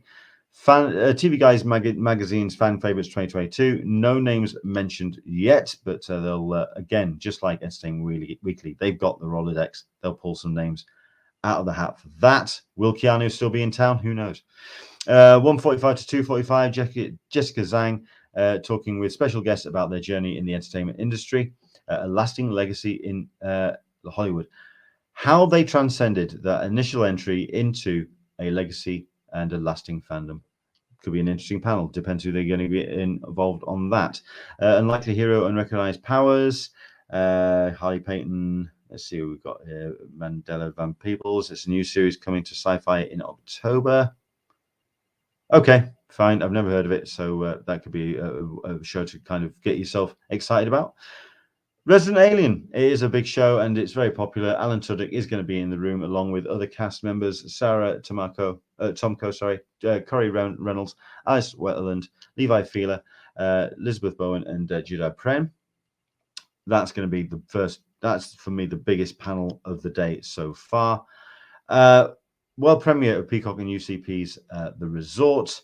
You've got William Jackson Harper. You've got Kristen Milotti, Nina Bloomgarden, and Louis Gerardo Mendez. If you've seen the poster for it, this sounds like an interesting series. It's a mystery thriller, and it's a fast-paced mystery about the disappointment of time. And an anniversary trip puts a marriage to the test when a couple finds themselves embroiled in one of Yucatan's most bizarre unsolved mysteries that took place 15 years prior. The poster looks interesting, and from what I've seen of what they've got planned for it, could be rather cool. Back with a Vengeance, Chucky. Brad Dourif in the room, moderated by Damien Holbrook, talking about a new series, Season 2, coming to USA and Sci-Fi this October. And that is Indigo. Biggest panel there, I think, is going to be Resident Alien, but it's walk-in for the majority of that, I would say. What do you think? There you go. On hour 5, Leonard says it's all right, on to Sunday. We're not on hour 5 yet, Chili Boots. We're on hour 2. Elisa Franks, we won't be camping at this point, but some folks are. I get it. I absolutely get it. Yeah, that's a walk-in. Is that most of that day? I think Resident Alien is going to get some people camping out, but I don't think it's going to be. It's not strong enough to kind of get that really excited for that. Okay, let's go to 6BCF. Where are I? 6BCF. There you are. Soul Animation. Oh, hello. Sorry, I've just seen a name. Let's see if she's actually going to be in town. You've got from 10:30 Naruto, 20th anniversary anime anniversary. This is Room 6BF at 10:30 to 11:30. Quick Draw from 6BCF, Marc Evanier. Scott Shaw, Lalo Alcaraz, and Mike Akela. It's just quick draw, and heaven knows they know how to do it, and they know how to put stuff together, and it's going to be great to watch talents on stage. Cartoon voices: Phil Lamar, Shelby Young, Marc Vanier again, Alison Packard. Yeah, everyone who's anyone when it comes to cartoon voices. Fox's Crapopolis is going to have Dan Harmon in the room, along with Matt Berry, who's actually there for What We Do in the Shadows, which means I've yet to see a What We Do in the Shadows panel, but guessing that's happening on the Sunday. We'll see what happens. I have yet to see what's coming up. Right, this is the one I spotted it. Kesha, Supernatural Talk with a Global Pop Superstar. Kesha is in the house, live and in person with some of her celebrity friends to give fans an exclusive peek into her paranormal adventures. Okay, am I dreaming this? Have I suddenly zoned out into some kind of netherworld? Kesha at Comic Con to talk about a supernatural series. Okay, it's Comic Con. Why not? Room 6BF, that's for 4 o'clock. Fine. NBA players are anime fans too. NBA star Darren Fox is going to be talking about how anime and pop culture fandoms intertwines with his NBA basketball career. This is so weird. And AEW Heroes and Villains, it's wrestling. So we're into the sports stuff. So yeah, it's very random indeed in 6BCF. Again, I don't know about walking. Kesha could have a bit of a draw, but that's a strange lineup. Oh, my word. Okay, let's go through all of it and let's see what kind of jumps out at everyone for Saturday. Okay. I did spot a couple of panels here which really kind of caught my attention. For example, that whole business with Hall H. Obviously, people are going to be in the room and they want to be there for WB. But then in room 29AB, you have at 10 o'clock till 11, the Rocketeer celebrating the 40th anniversary of Dave Stevens' iconic character. And look who's in the room. You've got his sister, Jennifer Balcom. You've got William Stout. You've got Brinker Stevens, who's for his wife and model. You've got Danny Bilson, Jim Syke, Kelvin Mayo, who's the director of the documentary, which they're talking about, Drawn to Perfection. You've got Jackie Estrada, Marc Vanier. I want to be in the room for this. I want to find out how I can get out of Hall H and get back in afterwards, because I want to be in the room for this. 40 years of the Rocketeer. That is something special. Okay. Into the writer's room. Who's going to be in the room for this? I mean, look at the bloody talent involved in that. Wow. Pretty much major writers from every major show that's currently happening, including Quantum Leap, including Justified, including Star Trek Discovery and House of the Dragon. You've got some major people talking about the challenges they've had putting together shows in the time of COVID, and it's all hosted by Chris Parnell. Whoa, that's a panel and a half. That's going to be taking place at room 24 ABC, and it's going to be for an hour and a half. Of course it is. Okay.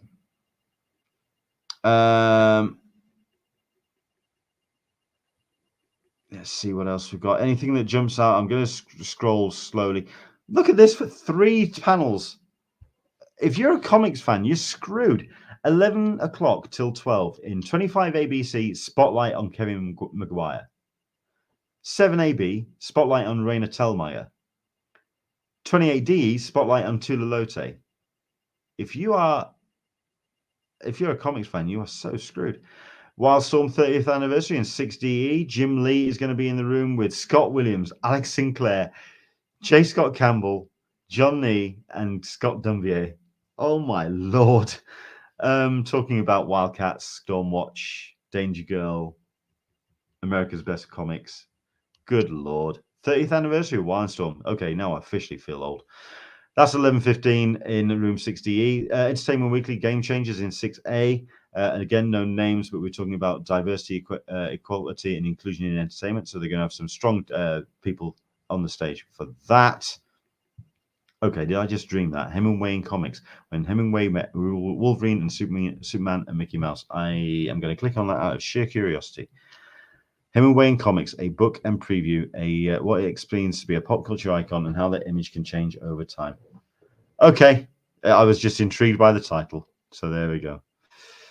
Right. Dan Panosian is in town.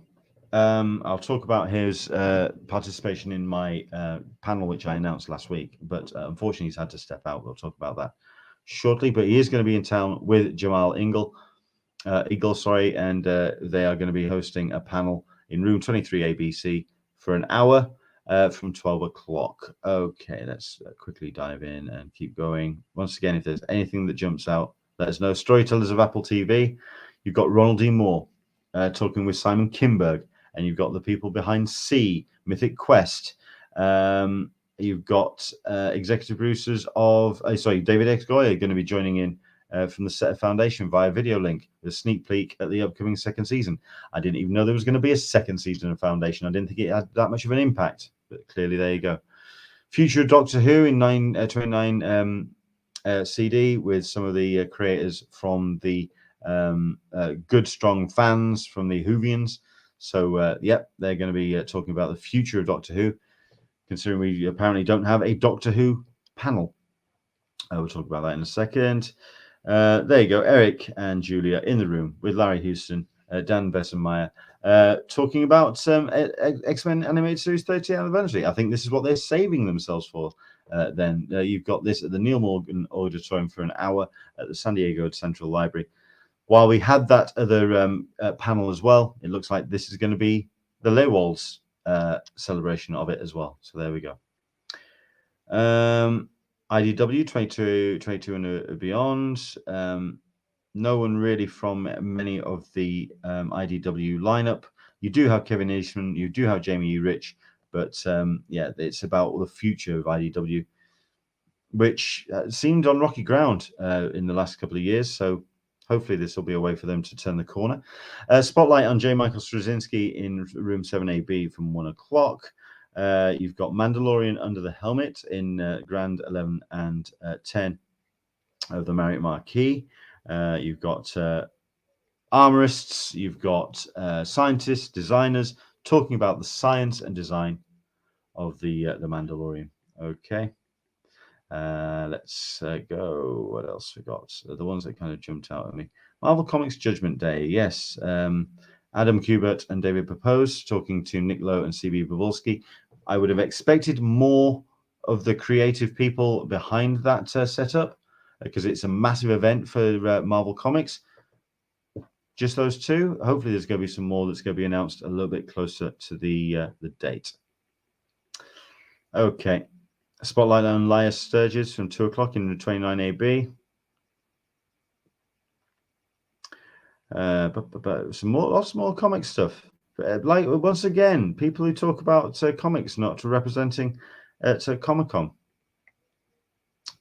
You know, we'd like to say that the comics support is there. 10 things aspiring comic creators should know. That gives you an idea of the things to come. Marvel Comics next big thing. So you've got Ram V in the room. Oh, Ram's in town. Excellent. Catch up with him. Christopher Cantwell as well. Colin Kelly and Jackson Lansing talking to CB Cebulski and Nick Lowe, talking about the future of the X-Men universes on page. Anything else that's jumping out at anyone? I think Kesha at Comic-Con. That is such a strange thing to say.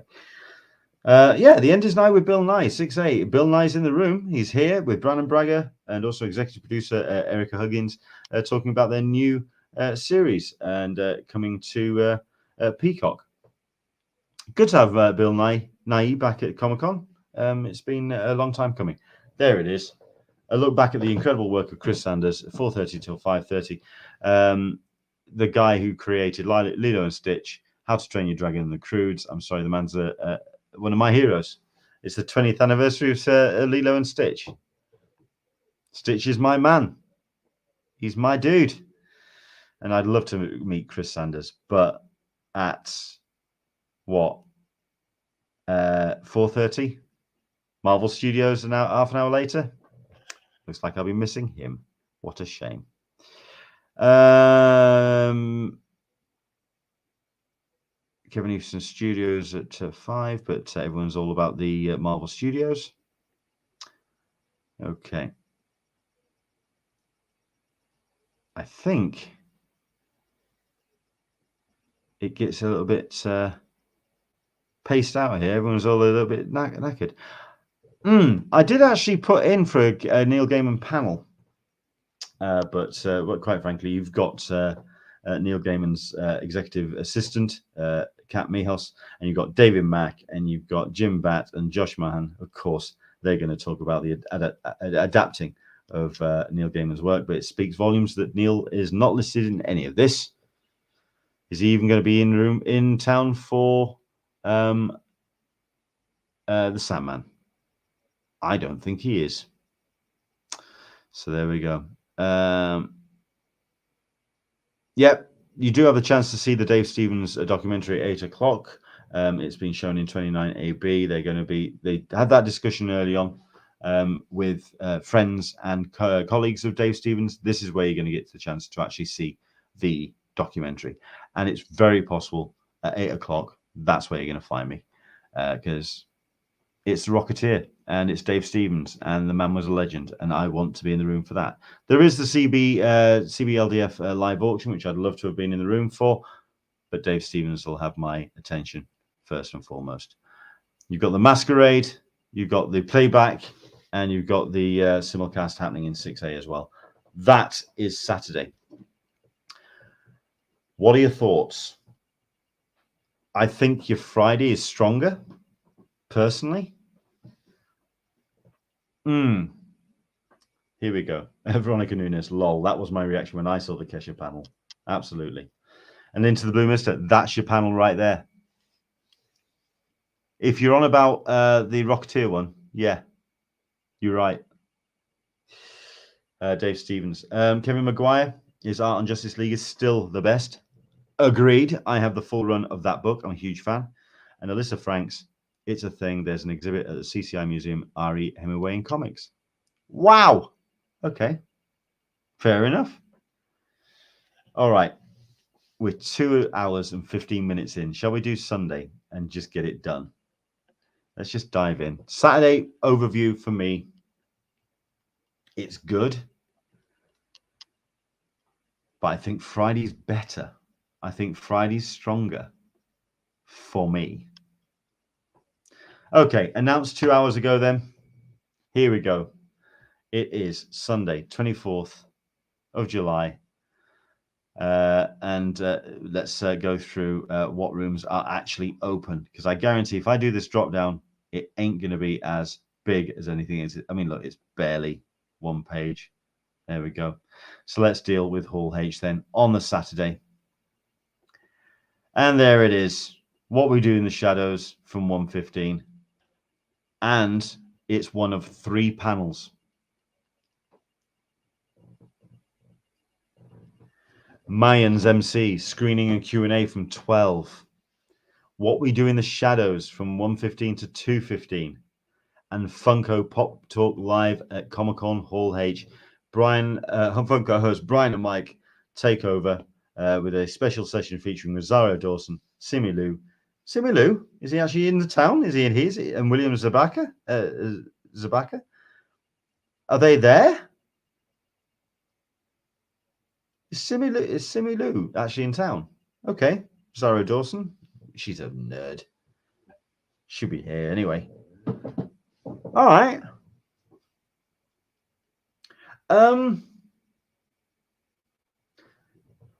That is such a strange lineup for a Sunday. But what we do in the shadows then, I mean, it's a hell of a lineup, isn't it? Kevin Novak, Matt Berry, Natasha Dimitru, who I was told wasn't coming. Have I been lied to? I was told Natasha is not there. Harvey Geerlin, Mark Prosek, Kristen Schall, and then you've got the executive producers and directors. Yep, what we do in the shadows is a great show, and this is a way for people to really celebrate it. I don't know how popular Mayans still is, but I suspect this is going to be a walk-in. What we do in the shadows is popular, but 6,500 people popular. I think that's going to be a walk-in. So there we go. That's Hall H. Like I say, there's not a great deal here. Let's go to... There's not even anything in the Indigo.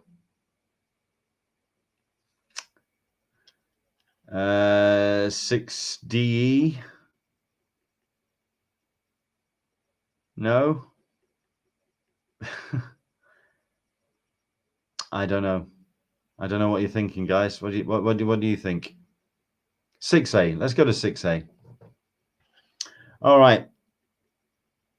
Women of Marvel. Angelique Roque is going to be on stage with a bunch of Marvel stars. No one mentioned yet, but you do have Lauren Bussum and Nick Stone, who are the executives from a number of books on the Marvel lineup.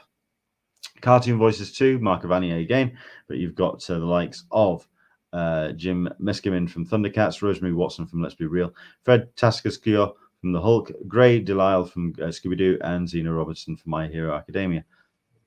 Excellent stuff. Middle Earth way back when.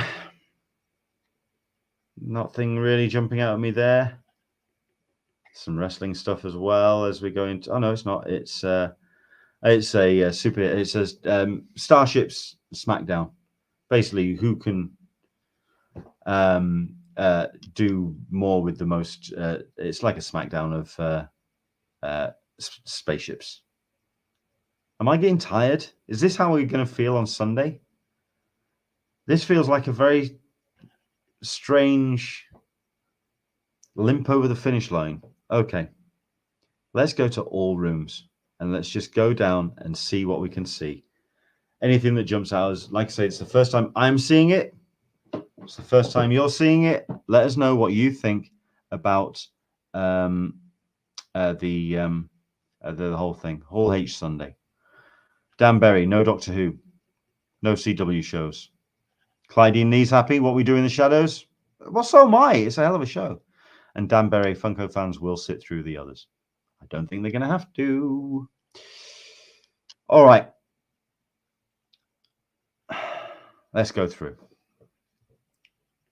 Because there's a panel of interest to me coming up. Okay. Room 7AB, Pop Culture and the Christian Church. Are they going to be the people from across the street with the signs? Are we inviting them into the convention center? Oh, it's one way to keep them quiet for a bit, I suppose. All right. Pop Culture and the Christian Church. That's 10 o'clock till 11 on a Sunday. Shouldn't they be at church? Okay. I'm saying nothing. Spotlight on Shane and Garrity in room 4. Spotlight on William Stout in room 29AB. This is 10 o'clock. It's going to be quite the battle of generations there. Jack Kirby tribute panel. Oh, I wonder who's going to be hosting that. Oh, look, Mark Vanier. Shock or surprise. But you do have Frank Miller and Steve Saffel and Rand Hope and Jeremy Kirby. Excellent. The School for Good and Evil, soon to be a Netflix movie. Nobody in the room. You've got Charlize Theron, Kerry Washington, Lawrence Fishburne, and Michelle Yeoh starring in it, but they're not showing up for this panel. School for Good and Evil, set to be one of the Netflix biggest fantasy films ever. You've got the author and executive producer behind the film coming on to talk about it. It's a shame you couldn't get any of the actual stars. What a shame. We're at 11 o'clock and there's nothing that's really kind of jumping out at me. I don't know. Let's have a look. No Tow Trucks Beyond Mars. Another NASA and STEAM future of space exploration panel. Good to have that is in the listing. Remembering Babylon 5 is Straczynski there. Straczynski's not here. Mark O'Bannon and Jeffrey Mark joining the original Babylon cast and crew, but they are not listed. Some cast and crew will be on video. Yeah, I think you're going to be seeing a lot of it. That's going to be one of your virtual panels. Jeff Smith talking about Bone, of course, and the new anthology series as well, Bone Tall Tales 2. Okay. Anything else that's jumping out, people, so far? We're at 11:30. 25 years of Oni Press. James Lucas Jones and Charlie Chu talking about the Oni Press, although Oni Press have just had a whole bunch of change around with their personnel. So that could be a way for Oni Press 2.0, the next step. So who knows? Adapting famous comic books and TV for comics. Mark Haynes, David Avalon, and Steve Peros. That's a nice little lineup, is that? It's in Grand 12 and 13 at the Marriott Marquis. Getting people down there will be interesting, but David Avalon could do that, I think. So that could be an interesting panel. I like the idea of the title, Adapting Famous Books and TV for Comics. It could be interesting to get into. Okay, it's a lot of panels with some very strange title. Injecting the Personal. Talking about your creativity. Spotlight on Mariko Tamaki. This is at room 4 in 12 o'clock. Artist editions from IDW. I'd love to be in the room for this. Scott Dumbier and IDW talking about their artist editions, their big books. The missus doesn't know I have this.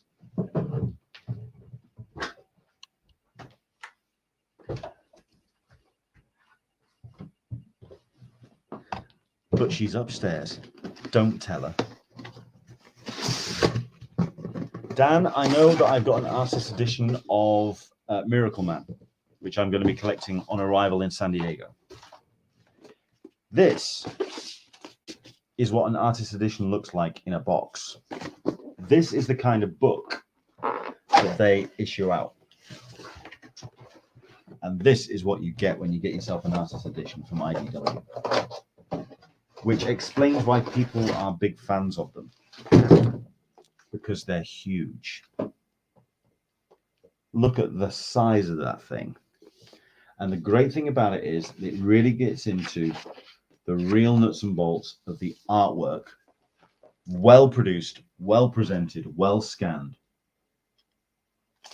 But look at the size of the thing. There are people that actually just collect these. They're quite expensive, which is why I haven't told Caroline. But look at it. Into the Blue Mist, I have a few artist editions. They are things of beauty. So let's just make, I want to go to the pop culture and Christian church to boo. We can't do things like that. No hatred at Comic Con. Let's have a look at this. Clyde Nee, Walter Bosley is the author of the UFO Fact and Fiction panel we are having. My name is not listed on the panel, but I will be on stage. Excellent stuff. Yeah. Let me just bring me up on here on stage for this. That is an artist edition. It's not. I'm not holding it closer to the camera either. That is to my head. It's huge. Look at the size of that thing. That's what she said. How about that for a bit of serendipity? Let me just open up a page I've just opened up completely at random.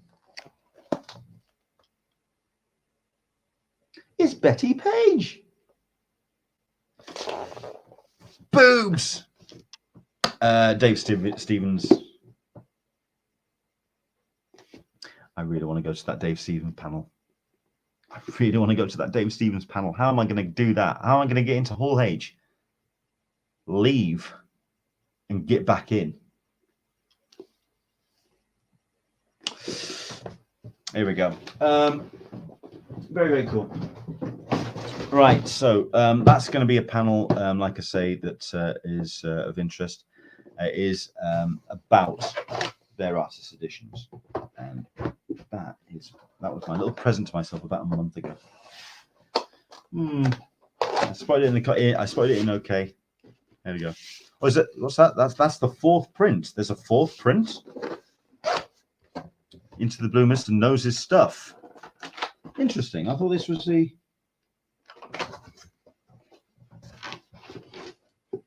Got me thinking now. What are you doing? I'm going to open it up and have a look at this. Hang on a second. Because I thought this was brand new. This, I thought this was brand new because they released it and it was brand new. But I bow to your knowledge on this one. So go. It's a blue mist. I'd love to know if there's any new stuff in there. Okay. Dan Berry, Jones and Chu are NLE with Oni, so it'll be interesting to see who shows up. Indeed.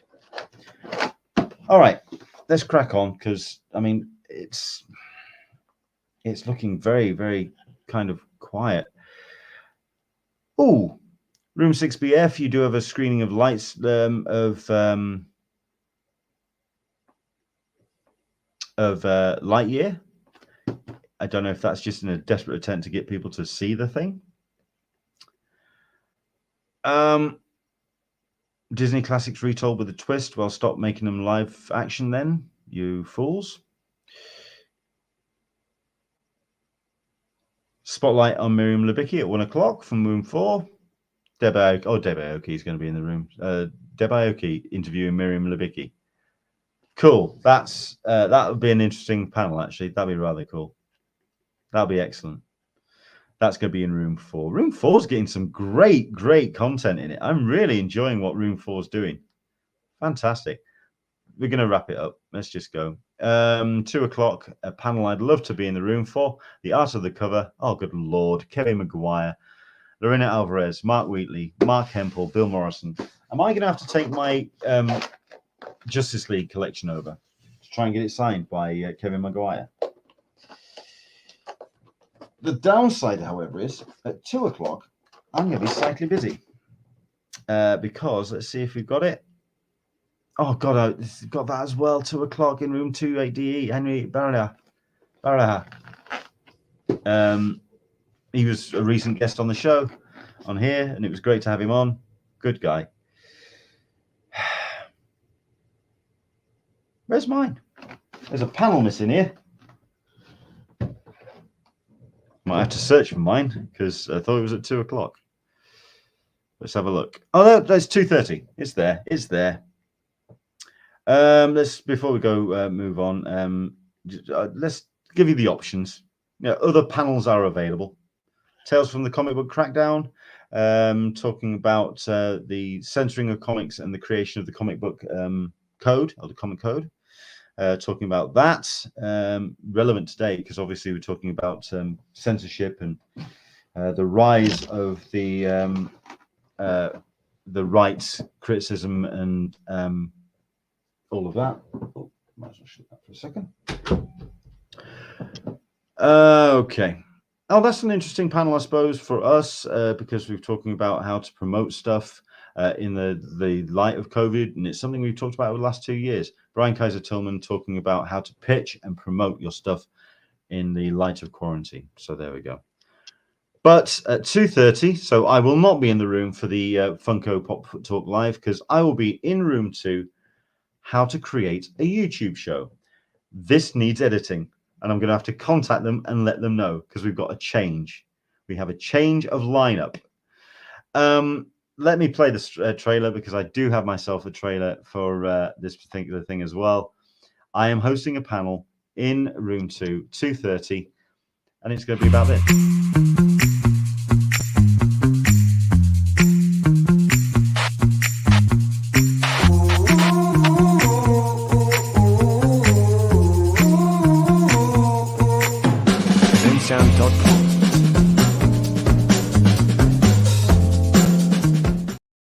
Don't know if you saw the names there. You see on the panel description there, it said, well, creating a successful internet and social media presence isn't easy, but taking those first initial steps is. Talking about the pros and cons of various platforms, equipment, live streaming, pre-recorded content, how to create a YouTube show. We've been asked by Clydine to do this, and I'm happy to do it. Who have I got involved to take part, though? If I bring, I don't think I'll be able to. I can share that. Oh man, let's go to another one. Clydine saying, "Great. Hey, listen, I'm really looking forward to this because it's going to be an interesting panel." But like I say, we're going to have to change it up because we've got ourselves some different people involved. Is that going to actually share? I don't think it is. For some reason, I've got myself this image. And like I say, it's a bit of a change. Dan Panosian, unfortunately, he is he's unable to join us. He's got a scheduling conflict.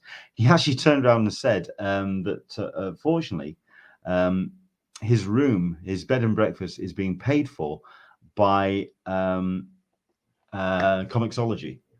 And therefore, when Comixology turn around and say, we need you to kind of do a signing, you do what the people who are putting you up in a bed. You get them, they ask you to do something, you kind of jump through hoops and do it. But there we go. That's who we've got on the panel.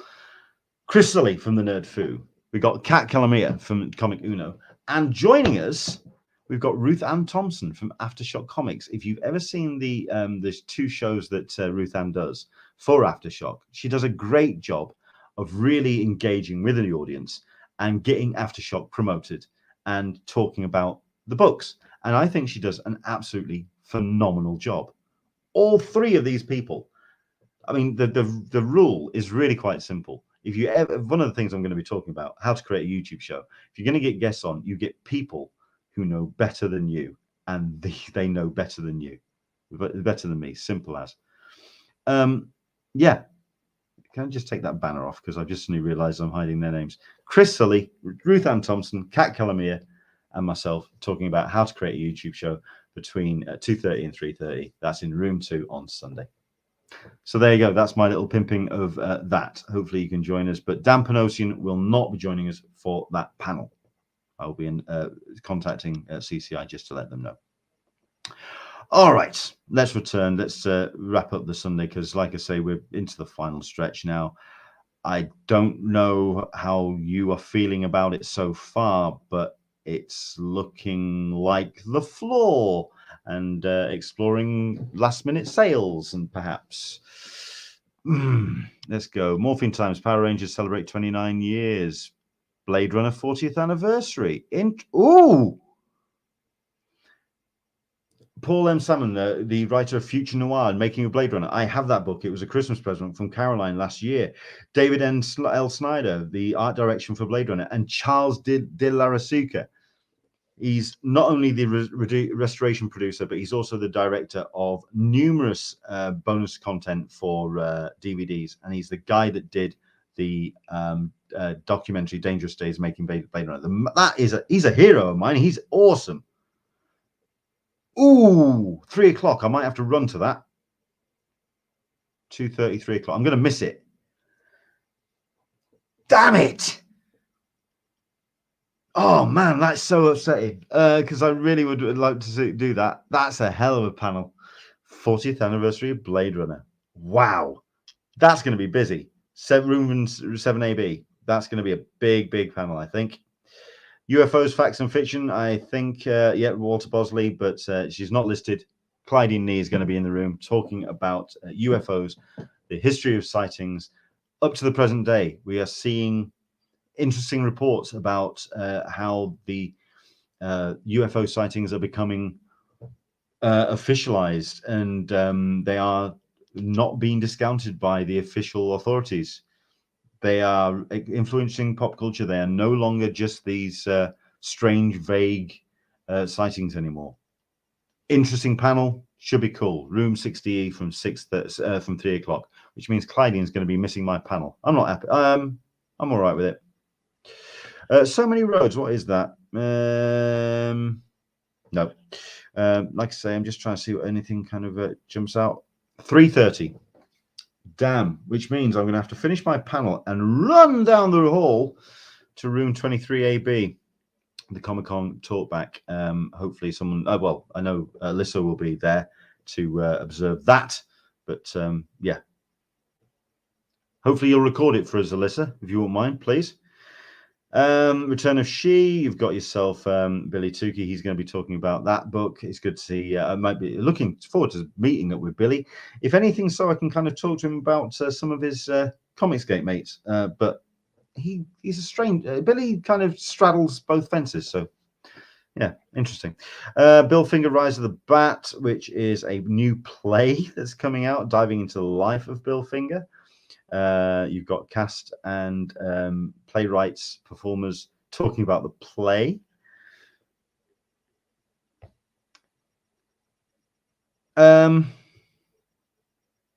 Yeah.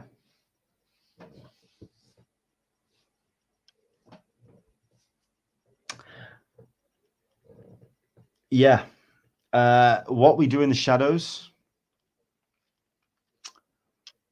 will be a big draw. But generally, Sunday is for the hardcore fans.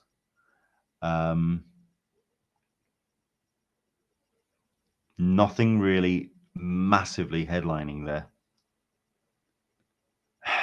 Interesting. Into the Blue Mist is talking about my Rocketeer book. It's it is new. The first print had Cliff on the cover. The second print had him in Rocketeer garb.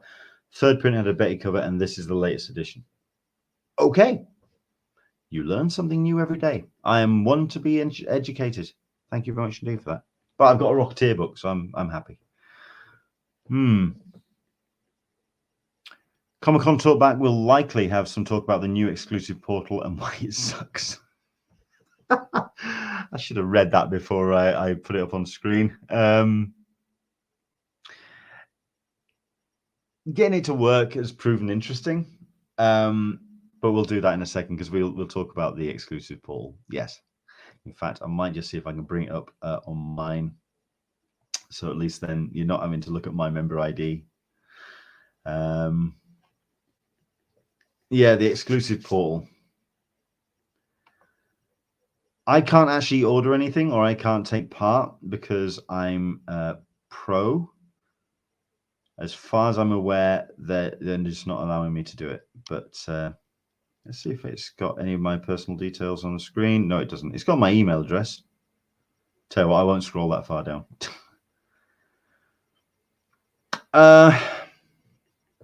Solicitor's Meg, if you go to San Diego Comic Con on Sunday for the panels, you'll be on my help. There may be some gems, but you'll have to fight to get in. Ha ha ha. Sarcasm. Come on in. Yes, I think what we do in the shadows is a big draw, but the rest of it is for people who are interested in that topic. You're not going to line up for much else. And I mean, there's some stuff there that interests me. I mean, you saw the reaction I gave to the Blade Runner panel, and I think that's the kind of thing you're looking at. It's panels where you go, oh, I'm interested. I'm vaguely interested in that. Let me go and have a look. Let me explore. Sunday is a hell of a cool down. Okay. Let us know on your thoughts. If you're watching this after the fact, do jump in. Let us know what you're thinking. But I'm not disappointed.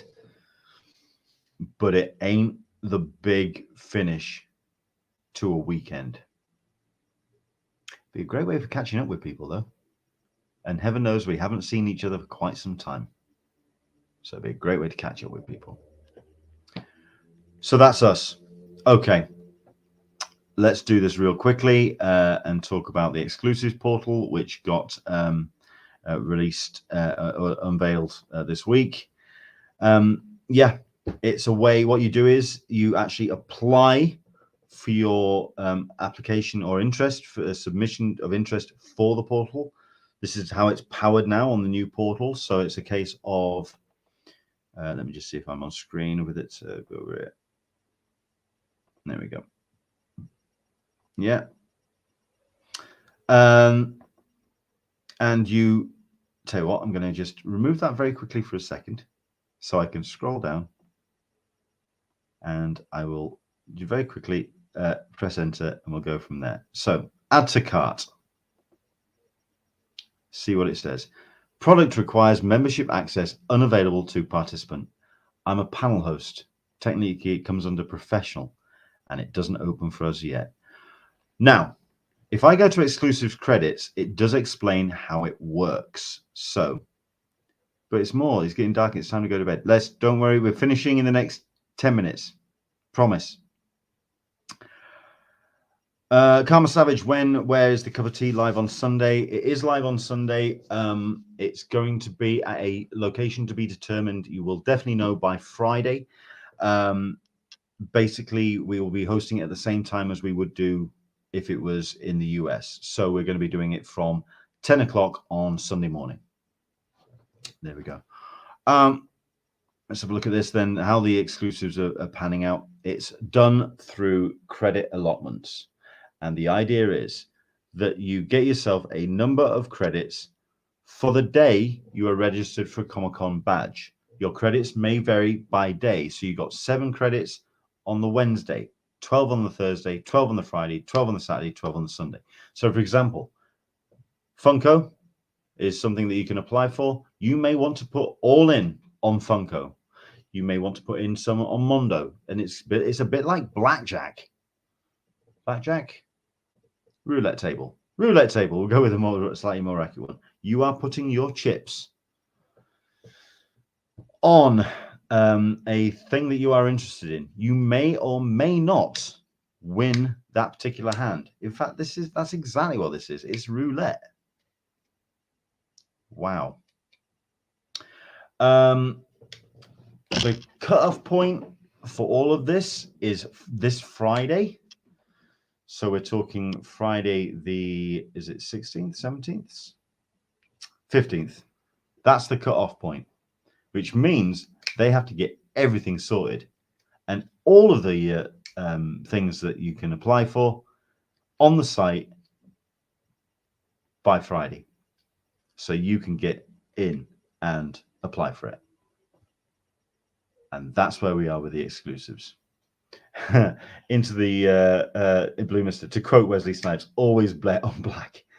I don't know about that. So yes, we are going to be, Alyssa's saying, yeah, 10 a.m. Pacific. That's where we're going to be. It's just to determine a location. It's got to have strong Wi-Fi and allow us to have a nice cup of tea. Broken yoke? We'll see what happens. Solicitor Smeg, my cousin put in for 3 different Funko slots and his wife couldn't put anything in those, saying that he already did. Why do they shoot themselves in the foot every single time they try something? Okay, they've got a week to get this right. And I guarantee there's enough emails bouncing backwards and forwards right now. Veronica Nunes, I'm a daily volunteer and I was able to volunteer into the lotteries in the past, but not this time unless it's just a glitch. According to the unofficial blog, they are under the impression that pros, press, and volunteers will be able to apply. They're just not getting it allocated yet. Watch this space. Try later on. So into the Blue Mister, to quote Wesley Snipes, always bet on black. So listeners make to quote Wesley Snipes, taxes? I ain't paying no taxes. That joke's never going to go away, is it? He's stuck with that for the rest of his life. Okay. And that's where we are with Comic-Con news and the updates. I'll be very curious to see what the unofficial blog make of the Sunday when they do theirs. Saturday's good. Friday's excellent. Thursday's all right. For comic fans, I'm happy with the lineup, but I'm trying to work out if that's because I'm just happy to be back. Does that make sense? All right, 2 hours 45 minutes. This is a long one, and we're going to wrap up now. Thank you very much indeed for sticking with us. We've got 12 people who are watching. Bravo to you. Bravo for sticking it out. It was a big show because we had lots to talk about. Thanks for watching. Hope you've enjoyed it. Hope you've gotten something from the listings. Maybe something that you hadn't spotted. A bit of analysis to break it down. Yeah. I think Alyssa's right. I don't think it matters. It doesn't matter, because I think the thing we're all looking forward to seeing is each other back in San Diego.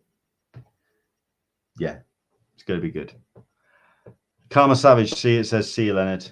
Great show, says Into the Blue, to be safe on your travels. Solicitors Meg, this was fun. I think there's something wrong with me.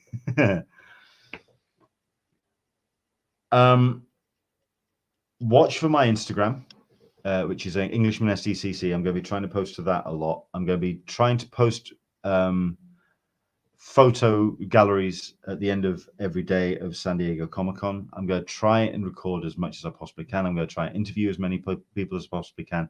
I think these panel lineups and schedules actually give me more windows to interview and talk to people.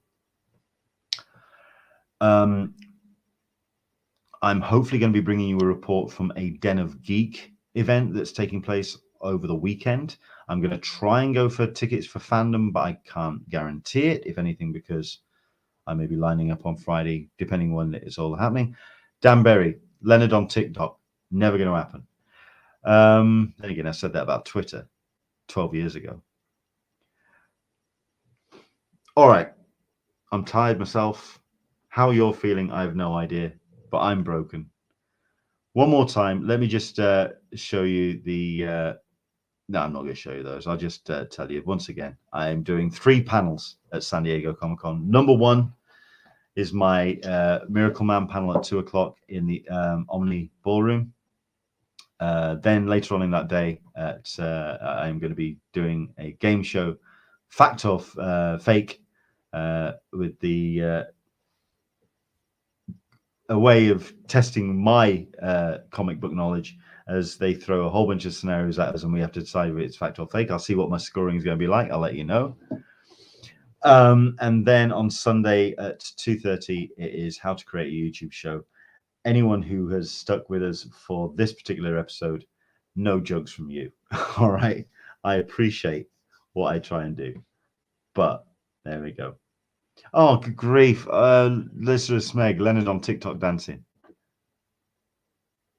There's a very good reason why I'm a DJ. I'm hiding behind that DJ stand because when I dance, I look like I've had a stroke. It's quite disturbing. Caroline and I went on a double date with some of her best friends.